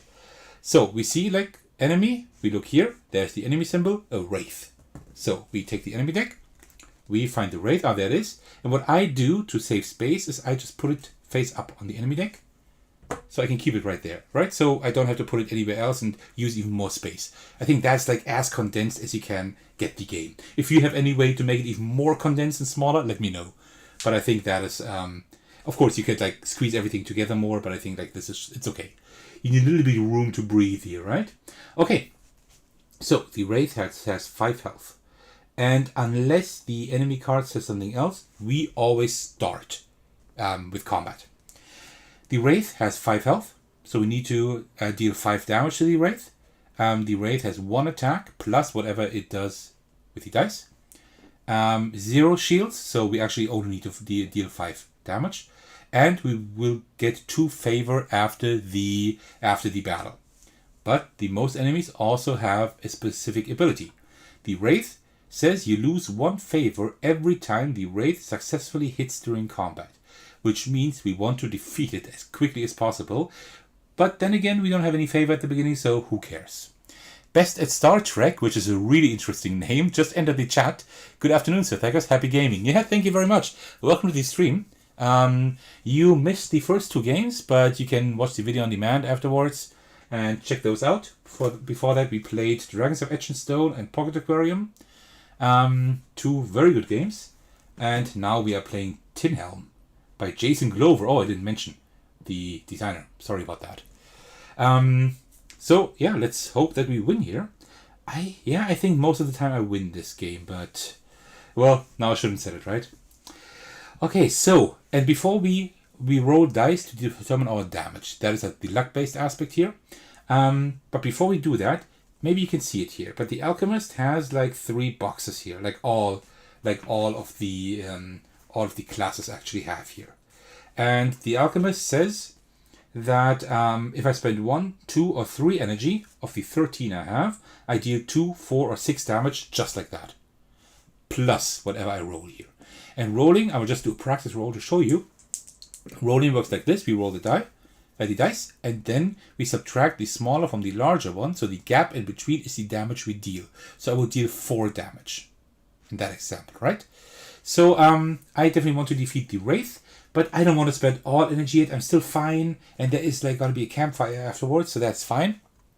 So I think I will just spend 2 energy for 4 damage. Well, but that's a lot already. Let's spend 1 energy for 2 damage only. Sorry, it's so hot. I need to drink a little bit more. Roger is asking what is the name of this game. It's Tin Helm, the smaller brother, I think, of Iron Helm. Like one of these tins. This is like Jason Glover's doing a lot of these tin games. Dust Runner is like his newest one, the newest released one, and this is Tin Helm. Yeah, pretty good game, but you will see that right now when we play. So I spent 1 energy for 2 damage plus 3 damage, right? 4 minus 1, that's 3. 3 plus 2, that's 5. That is all we need to defeat the Wraith. That's it. And as a reward, we get these 2 favor. That is good. We want to collect 10. And then I just turn that over again. And that's it. And then we do the campfire. If you don't know what the campfire does, you can just take these reference cards, and there is the campsite here. And then it says like, you may rest at the campsite gaining 2 health and 1 energy. Or you may search for provisions gaining 1 food. We have the gnome. We can do both. So I rest at the campsite gaining 2 health. I can't gain 2 health because 9 is my maximum health. And I gain 1 energy. Back to 13. And I actually gain 1 more energy because of my books. But we can't get more than 13. And I can also search for provisions gaining 1 food. That means I roll 1 die. And if I roll a 5 or 6, I think actually, give me a second. I think so, right? Oh no, I just gain 1 food. I need to roll when I'm at the water fountain thing. So I just get 1 food. That is fine. Okay. Roger is saying Tin Helm. Yeah, exactly. That's how the game is called. Exactly. So, and that was it. We had the first encounter. And now what we do, same thing. We check that. Do we want to do that? Yes or no? I say yes, because there's a question mark and water and a campfire. And we do that. Question mark is the pigman. Ah, man. The pigman is really cool, but it doesn't help us yet. Because we can maybe in the dungeon find a turnip. And if we keep that turnip and trade it with the pigman, then we can actually get a shard. But we don't have the turnip yet. And I think we just get a favor, right? So the pigman says, you may allow the pigman to place a blessing on you, gaining you 1 favor. Which is good. Or you may trade a turnip with the pigman for 1 shard. But we don't have that yet. Last game, I actually had the turnip. That was really cool. But we get 1 favor. That is fine too. And then the water one. This is the water fountain, or the water. And that means we can now look for food here. So we roll 1 die. And if it's a 5 or 6, we get some food. We do get some food. So we have enough food that is good for like 3 levels. So we are pretty good at the moment there. The next one is the campfire again. So same thing. If we turn that over again, where is it? Right there. We can gain 2 health, 1 energy. We have everything full. That's fine. But we can gain another food, which is always good. So McLaughlin is saying, gotta run, but glad I caught a live stream at last. Yeah, that's right. We've been trying for a while. Stay cool. Enjoy your weekend. I'm not cool now, but I will cool off after the stream and enjoy your weekend as well. I actually have Monday off, so I have now 2 more days to relax. So that's pretty cool. But I'm on a birthday tomorrow, but on Monday I can relax. But actually I will not relax. To be honest, I will actually start recording my top 30 videos. Okay. And that is all we do here. Then the sewers. There's a trap that almost always deals damage. Then we have a campfire and water again.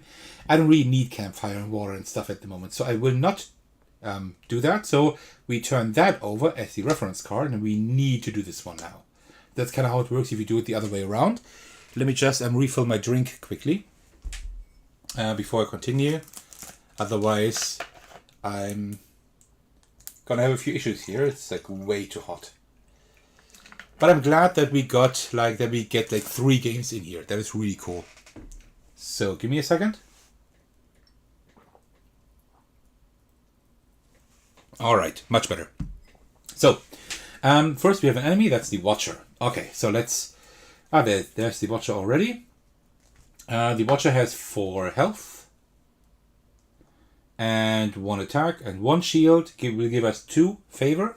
And it says you lose 1 energy before combat begins when fighting a Watcher. So we immediately lose 1 energy. Gamecrafter is saying this is one of the most popular games on our site, and I can understand it. This is a really, really good and small game.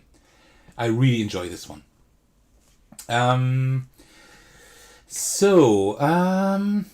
It's my turn. What am I doing? Oh yeah, right. I'm fighting the Watcher. So now I was kind of lost. Okay, so we start.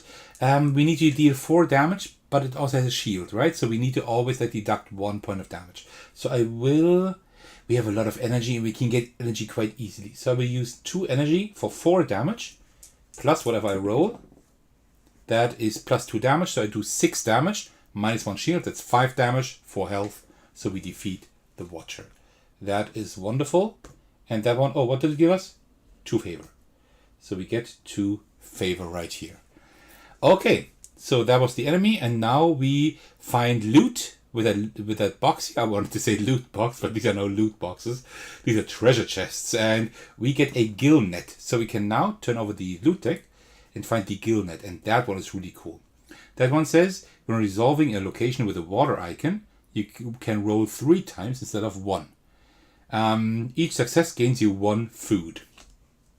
That means we cannot get up to 3 food.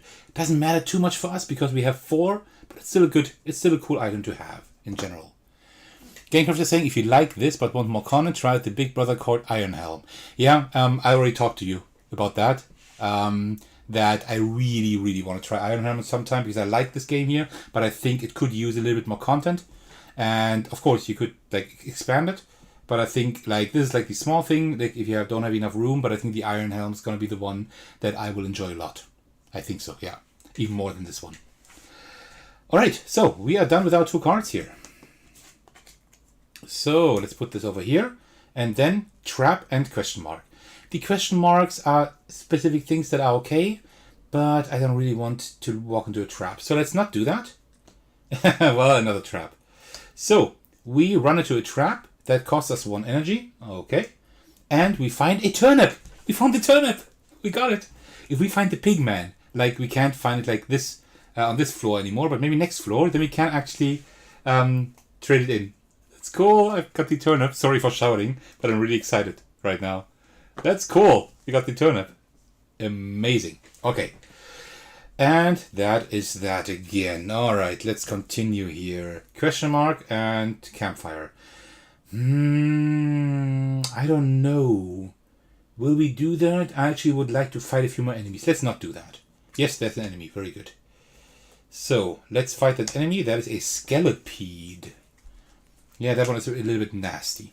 Because this one... Oh, that's one thing I haven't showed you yet. Because when you roll and you actually roll double, then you miss. Doesn't matter how... You just miss. It doesn't matter if you spend energy or not for more damage. But the enemies as well. If the enemies roll double, they miss as well. Except the Skelepede. The Skelepede just re-rolls. The Skelepede does not miss. And that is kind of nasty. They have 3 health only. That's fine. But a shield. So we need to inflict 4 damage. You know what? I will spend 1 energy for 2 damage. Plus whatever we roll. At least 2. Come on. Yes, that's 2. 2 plus 2, that's 4. Minus 1 shield. That's 3 damage. That's all we need. And we gain 1 favor. Okay, that's fine. So you see, it's a dungeon crawler, but it's also a little bit Euro game, right? Because you're using your energy to try to win the battles. You can later on, I think, also lose health or lose food for specific things. So there is some of that in there somehow. And then we have the water thing again. That means now we can roll 3 times for food, but actually we can actually eat our food as well. We can eat our food to regain health or energy. Let me just check again because I'm not 100% sure. But I think we could here. You may want food to raise either your health or energy by 1. Exactly. So I think before we roll here, let's eat a little bit of food. Let's eat 2 food to gain 2 energy. I think that's a good idea. And then now we can roll 3 times for food. No. Yes, we get 1 food. And no. But at least we got 1 more food. That is fine. That's very good. Best at Star Trek is saying Iron Helm has a big rating of 8.1, but I don't see it for sale.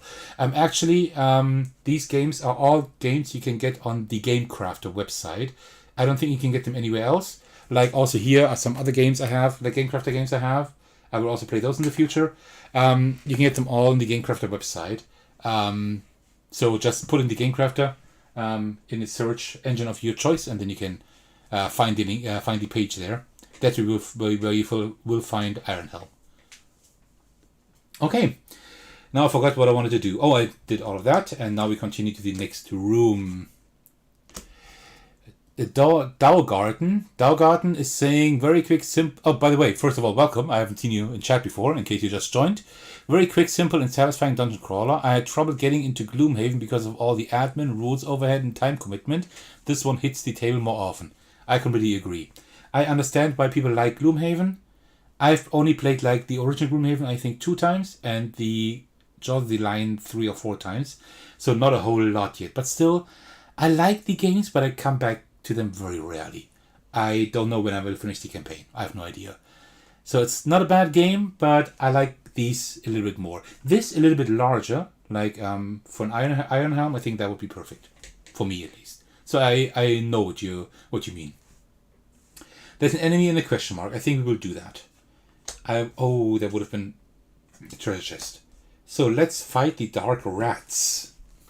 I actually haven't fought those in quite a while. I had them like in my first playthrough here. I had like the dark rats. I think I had them like 2 or 3 times. And now the last game's not at all. So, the dark rats. When you defeat a dark rat, you gain 1 food. Yummy. Well, I don't know if I would call it yummy, but okay. Sure, I mean, in a dungeon you don't have that much of a choice, do you? They only have 2 health. I'm not gonna bother with any energy. So, come on. Yeah, that's 3 damage. That's fine. That was easy. 1 favor. 3 more. There we have 10. That's good. And also we gain 1 food. Oh, we have so much food, man. That is incredible. Okay. Dark rats, gone. And now the question mark is the altar. Oh, okay. Interesting. The altar is something that we want to hit later on when we have 10 shards or more. At the moment, we can gain a blessing based on our current level on the favor tracker. And this, as far as I know, that isn't reduced, right? So we are at 7 favor at the moment. So here now we get 3 health and 2 energy. We are at full health, but we can get 2 energy. Believe me, this game can be really tough, but right now I'm doing too well. I'm not losing health at all, but this game can be really tough, believe me. I'm just a little bit more lucky at the moment. So waterfall, we can get more food, also a question mark, but I don't really care about that. Let's hope for an enemy. Yes, there's an enemy. So first we have a trap, so we lose 1 health, and then we fight the Doom Skull. Oh, I don't like the Doom Skull. That is one I don't like. You know why? Because the Doom Skull always attacks first. So, Doom Skull attacks. Oops. Because I've been one-shotting all the enemies. Now the Doom Skull doesn't let me. Doom Skull is only doing 1 damage. So we're lucky.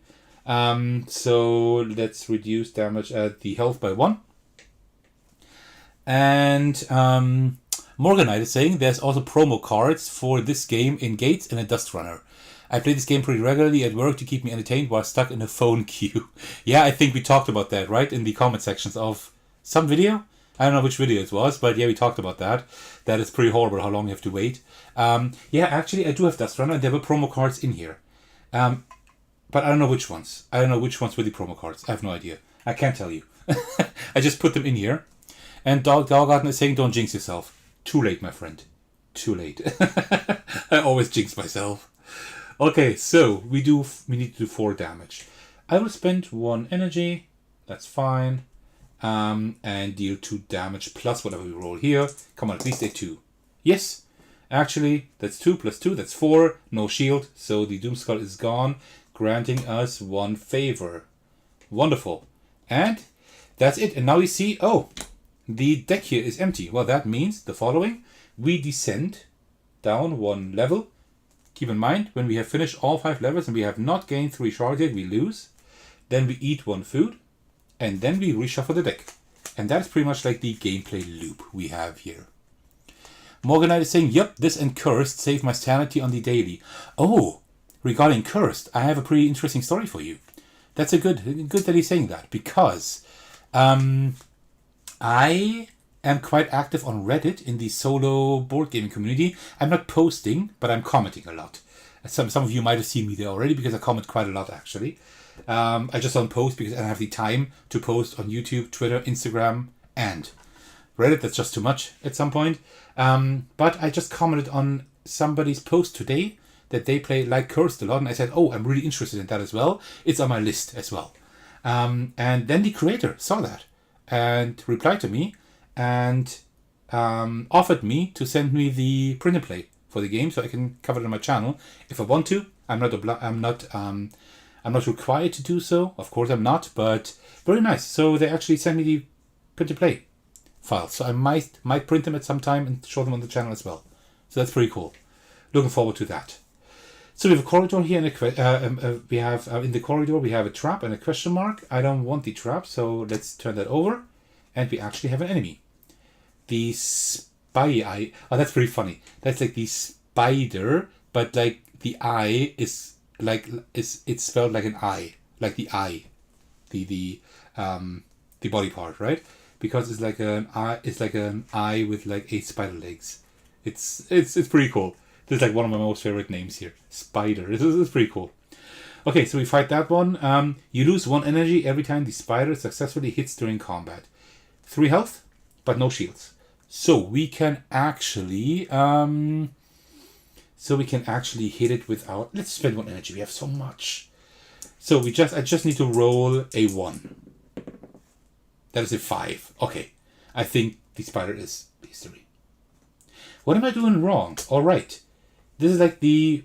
okay, I'm not gonna jinx anything. Daugarden, I'm not gonna jinx anything. So, and then we have the campfire again. I always need to take a look because like we get like all kinds of stuff.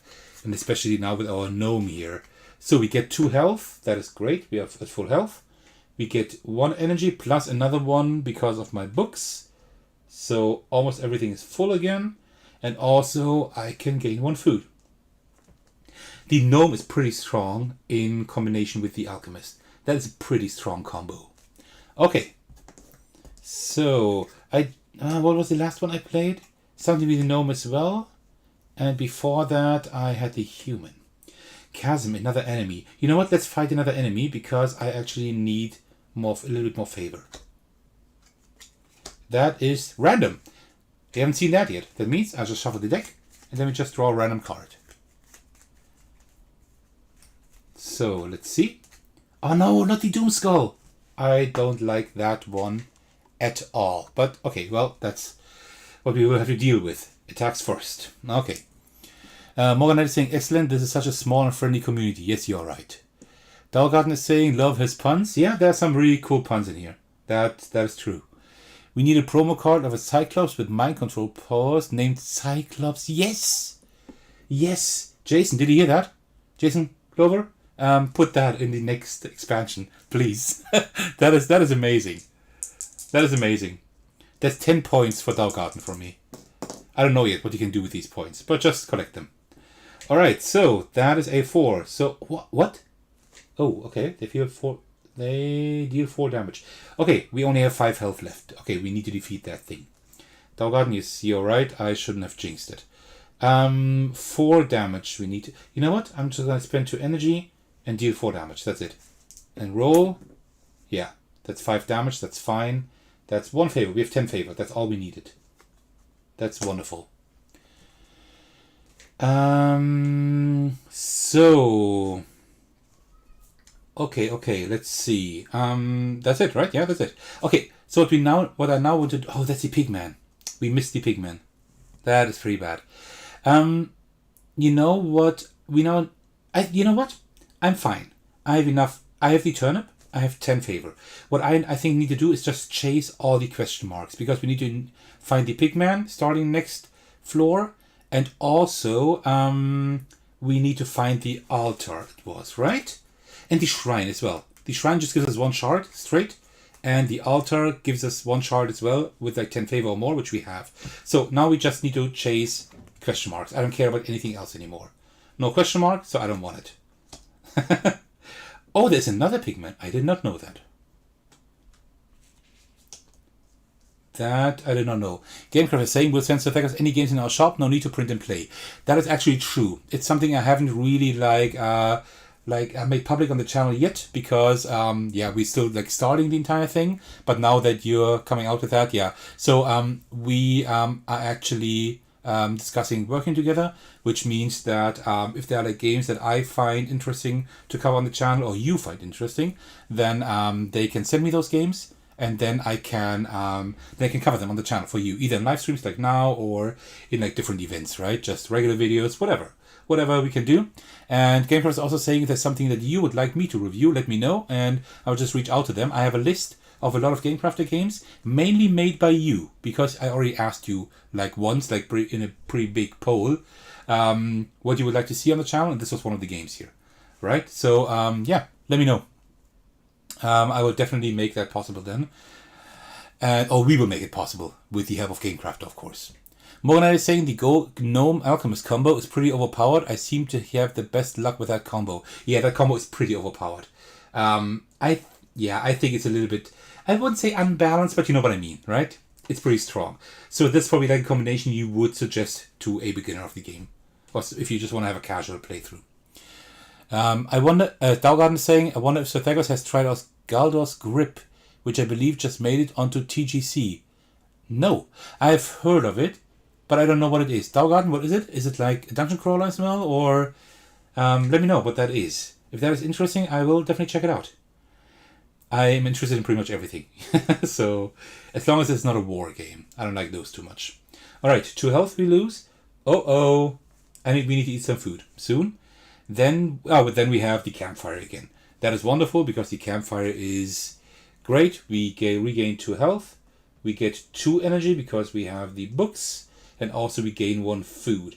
And I will actually eat a bit of food. Let me eat 2 food to gain 2 more health back.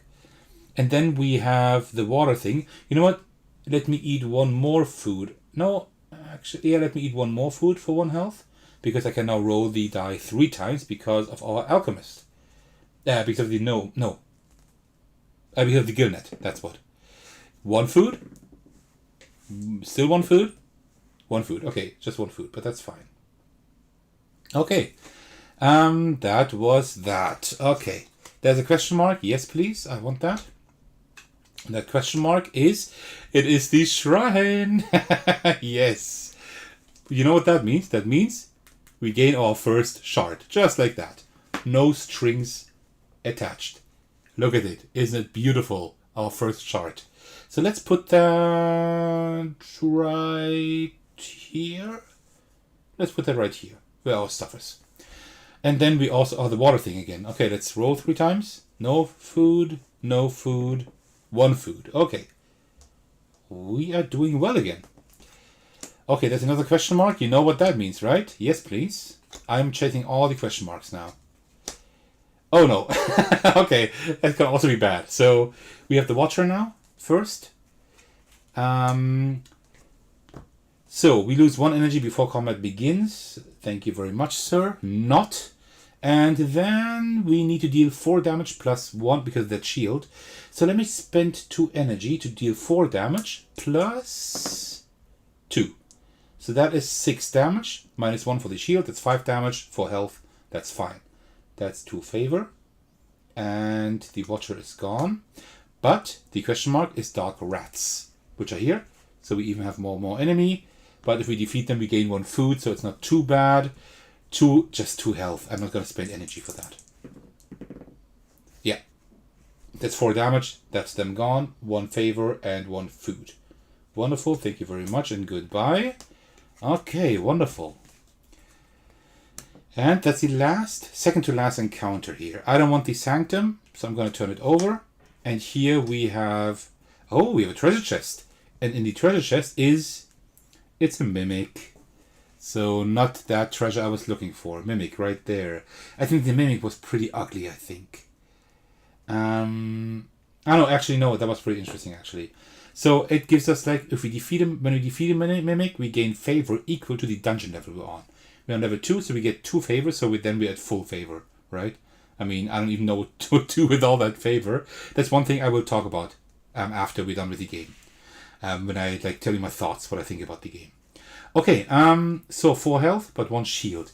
You know what? Let me spend 2 energy. And so we deal 4 damage plus at least 1, please. Yeah, that's 4 plus 2. That's 6 damage minus 1 shield. 5 damage. That's enough. And we gain 2 favor for that. Okay, cool.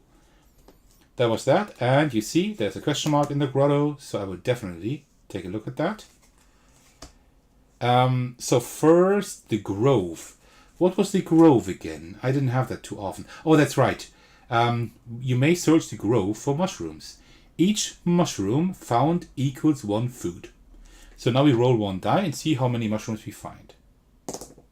6! Okay, we are way too lucky today. So for everyone who's tuning in here at the moment and is watching, this is like the first video you're watching on my channel, this is not standard. Me having that much luck. Usually I have really bad luck in games. I don't know what's happening today. So we found 2 mushrooms, which is 2 food. But I don't have room for food. You know what? I will just eat 2 food to get like 1 energy back and 1 health. And so I'm still at 5. I will do that. I think that's okay.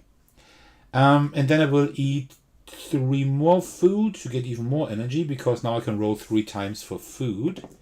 No. Okay, well, none. But then there's also a campfire. That's pretty crazy.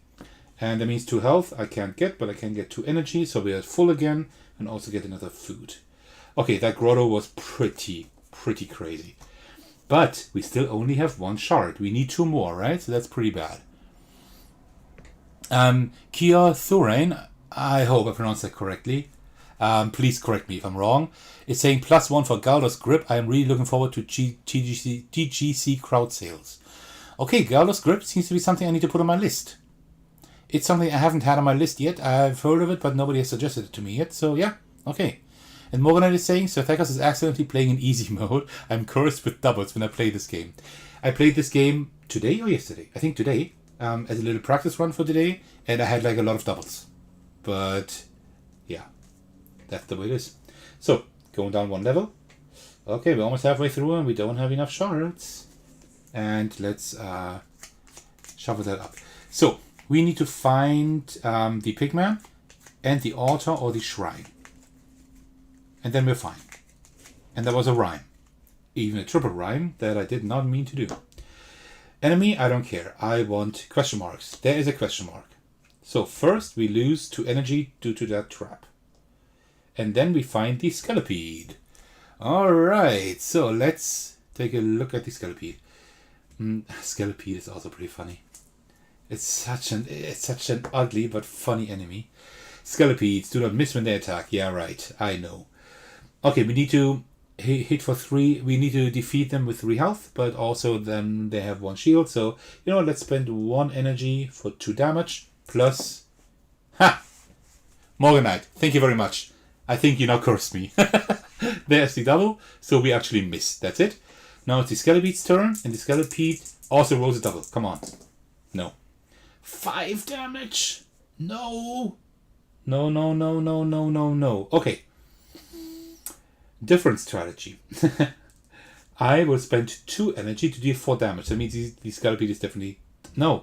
Well, we don't roll a double. Don't roll a double. Whew. Okay. We defeat the Skelepede. That's good. We get 1 favor, but we don't have room for favor. So thank you for nothing. Okay. I will eat 2 food to heal a little bit up because I'm really scared. Okay. And that was that. That was a great question mark. Thank you very much for nothing. Oh man. I hope I'm not cursed, Morganite. I hope so. Alright, I don't want the chest, I want question marks. So, first we have an enemy, and that is the Dark Rats, but that's fine, they give us food. So, where are they? Over there. Okay. So yeah, 2 damage. Come on, we can do that. Okay, that's only 1 damage. You know, I'm never using the tracker here, so they have 2 health. Now they only have 1 health. They attack me for 1 damage. Okay, that's fine. And then I attack them for 1 damage as well. No, for 2 even. So they're gone again, and I get 1 food, and the favor I can't use. Okay. And then we have the question mark here. The question mark is an altar. Yeah, would you look at that? The altar is right here, and if we have 10 plus favor, which we have, we get either 1 shard or full health. Should I take the full health? Look at that, another shard. So we have 2 shards of 3 now. 1 more shard and we win. And we win immediately. We don't even have to continue going through the dungeon, we just win. Because I think we then break the curse or something like that, and we can escape. That's kind of the story background here, I think. Okay, that's it. There's another question mark. Let that just be the pigman. Come on. Let's see. That is the labyrinth. That one I don't have very often. What was that? Oh, that was that one. You find yourself lost in a cavernous maze. Spend 1 food to escape. If you have 0 food, spend 2 energy to escape. If you have 0 food or energy, spend 3 health to escape. But we have enough food, so we just spend 1. That's fine. And we escape. And then we are back at our campsite. So we gain 2 health and also 2 energy because of our books. And then we can also get 1 food. That's great. And before we continue, I will get myself a drink. Give me just a second. Oh man, this weather is just horrible. I hate it. So I don't want the statue because I want question marks. That is the grove. That was the mushroom thing, right? Yeah. So let's just roll and see if we can get a few mushrooms. No. We find nothing edible. But we have that water thing again. So let's just roll. No food. No food. 1 food. Okay. So we get 1 food. That is good. Okay. So I don't want this. Oh, that's the question mark for the pigman. So we lose 2 health due to that trap. And then the campfire.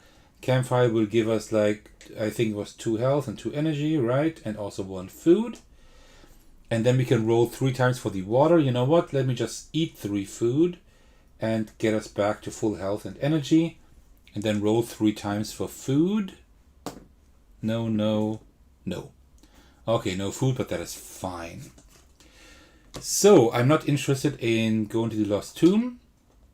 Instead, we will go to the Old Well. We have a random enemy. Alright, let's look who we fight. Morgan is saying campfire is 2 health and 1 energy, not 2 energy. I know, but the books, they always give me 1 extra energy. You know, like at the beginning I was saying 1 energy plus another energy for the books. By now, in the 3rd level, I'm just giving myself 2 energy instead of explaining why, but you would be right usually, yeah. Okay, a random enemy, the spider, my most favorite enemy. I just love that pun. Morgan is saying, Mist, you have the books, yeah. That's why I mean that Nomad Alchemist is a really broken combo, because I have those books. I can do both things at the campsite and also get 1 extra energy. It's really broken. It's stupid not to use campsites when you have that combination. Okay, so we fight a random enemy. The spider has 3 health. Let's start using the tracker again. And we lose 1 energy every time they hit. You know what? Let's spend 1 energy for 2 health, for 2 damage. And we have a double. That is wonderful. So we don't do anything. Yes, Morganite, you have cursed me. I believe firmly in that. And the spider is doing 1 damage. Okay, sure. Then I will spend another energy for 2 damage. Oops. And then roll. That's 1 damage. Plus 2, that's 3. That is enough. But, okay. That was not the best roll. And Morganite is saying that they didn't mean to curse me. Well, I hope so. Okay, water. We can get some food again. No. No. No. Wonderful. Okay, now my luck is fading. The grotto, yes, I'm going to go in there and hope there is something good. No, there is a doom skull. Yeah, luck has really left me now. So, Because the Doom Skull attacks first and does how much damage? Nothing. Ha ha ha. Stupid skull.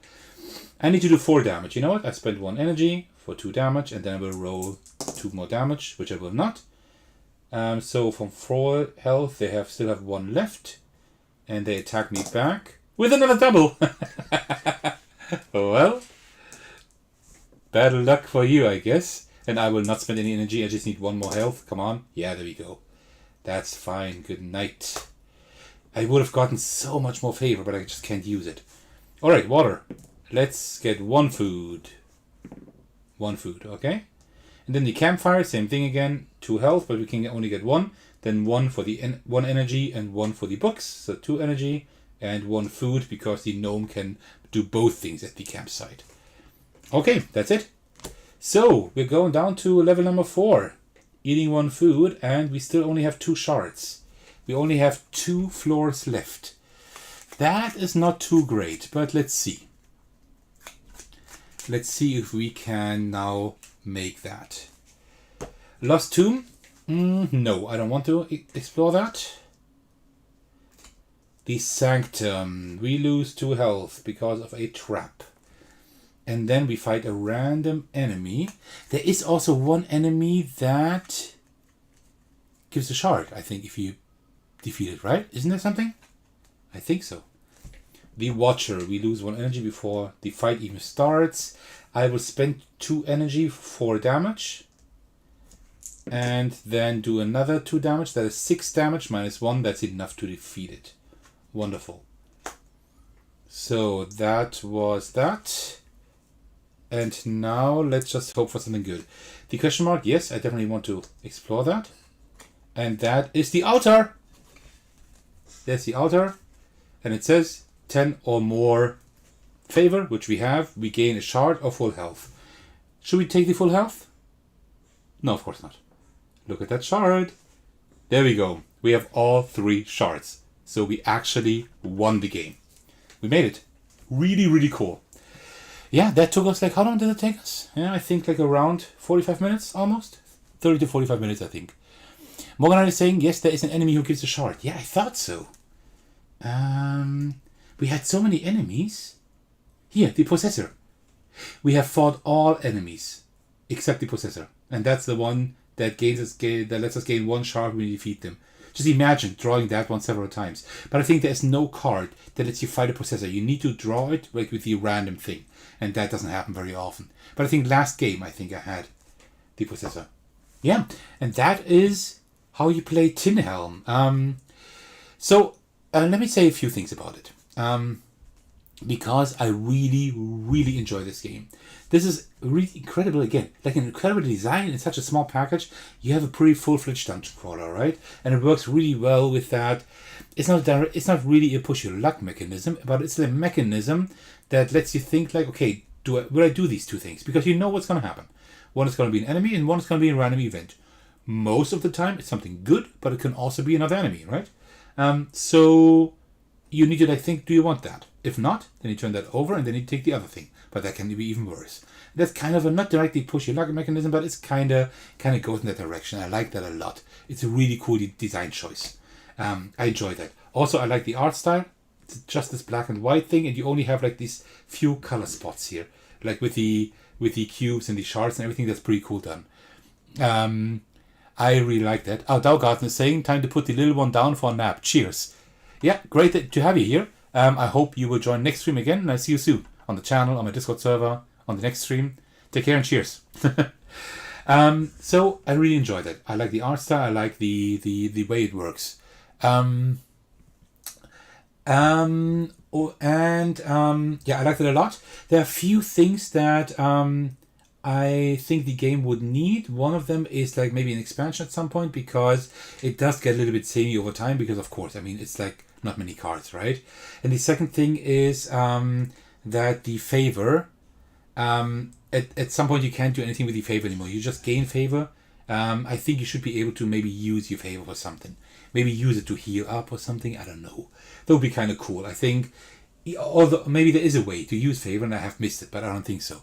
And now Mariana Osmark is saying, don't you have to add the level you are on to the enemy's health? You're right. the enemies get stronger. I forgot about that. I will put that in the pinned comment if I don't forget. No. Oh no, really? Oh no, wait. Morganite is saying, no, not in Tin Helm. That's an Iron Helm rule. Oh really? I'm not quite sure. I think I saw that rule, but I did look through the. I also did look through the Iron Helm rules. So maybe. Let me check. Combat. I did read the rule at some point, but I might have read it because I read the Iron Helm rules as well. Combat. Actually, I don't see it. Maybe it's here with the enemies. No, I don't see it right now. But maybe Mariana, if you know where it is, on which card it is, maybe you can let us know, because I can't find it right now. Once you decided on how much energy you would spend, adjust your energy. I can't find it right now. But I will take a look at it later on and see if I can find it. And then if I played it incorrectly, I will put it in the pinned comment. I'm a little confused because I played Tin Helm, but I also read the Iron Helm rules. So, but Morganite, you're right. You could actually add that to make it more challenging. I think that would be kind of a cool thing, because I think, well, with that combination at least. But I think it would be kind of cool to add like a more challenging mode. And also, as I said, like a small expansion would be good, and also being able to use maybe the favor for something. That is like a really cool mechanism with the favor, but unfortunately there are not enough ways to use it in my opinion. Like I would have had like the 25 or 30, maybe even more favor right at the end, right? So it would be kind of cool to somehow use that. But apart from that, it's a really, really good game, and this might be a little bit overkill, but imagine like when I think of that, I have like showed you like some of my most favorite Game Crafter games currently, but this game also receives my Silver Ace of Games award, just because it is really good, but it just falls a little bit short because of that, the reasons I said of getting the golden one. It was very close, but I could even think about maybe changing my rating again, if actually like there is maybe a rule change for the favor thing or whatever, maybe a few rule changes, maybe a small expansion. I could think about maybe changing it, but at the moment it is definitely a contender for the silver one because it's really, really well done. Yeah. So today we played Tin Helm and Pocket Aquarium and Dragons of Etching. I think that was a pretty successful stream. We lost this one, unfortunately. We did not do very well here either, but we won Tin Helm at least. We were very close, but Dragons of Etching. It's always very close when I lose, but yeah.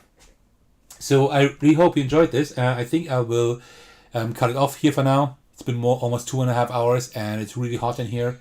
So I really need to get some fresh air, to be honest. Get some cool, fresh air. But yeah, I really hope you enjoyed the stream. Thank you so much for being here. You were really active in the comments. Also, GameCraft, a huge thanks to you for, first of all, working together with me and also having joined the stream. I will definitely have to hope that Joe and Jason and also Mark, they will watch this video so they can see how they played their games. Also, what I will do at some point, it will take a little while, but I will also edit out the 3 different playthroughs and publish them all like as single videos at some point in the future. So you don't have to watch the entire stream for these games. But I don't know when I will get around to that.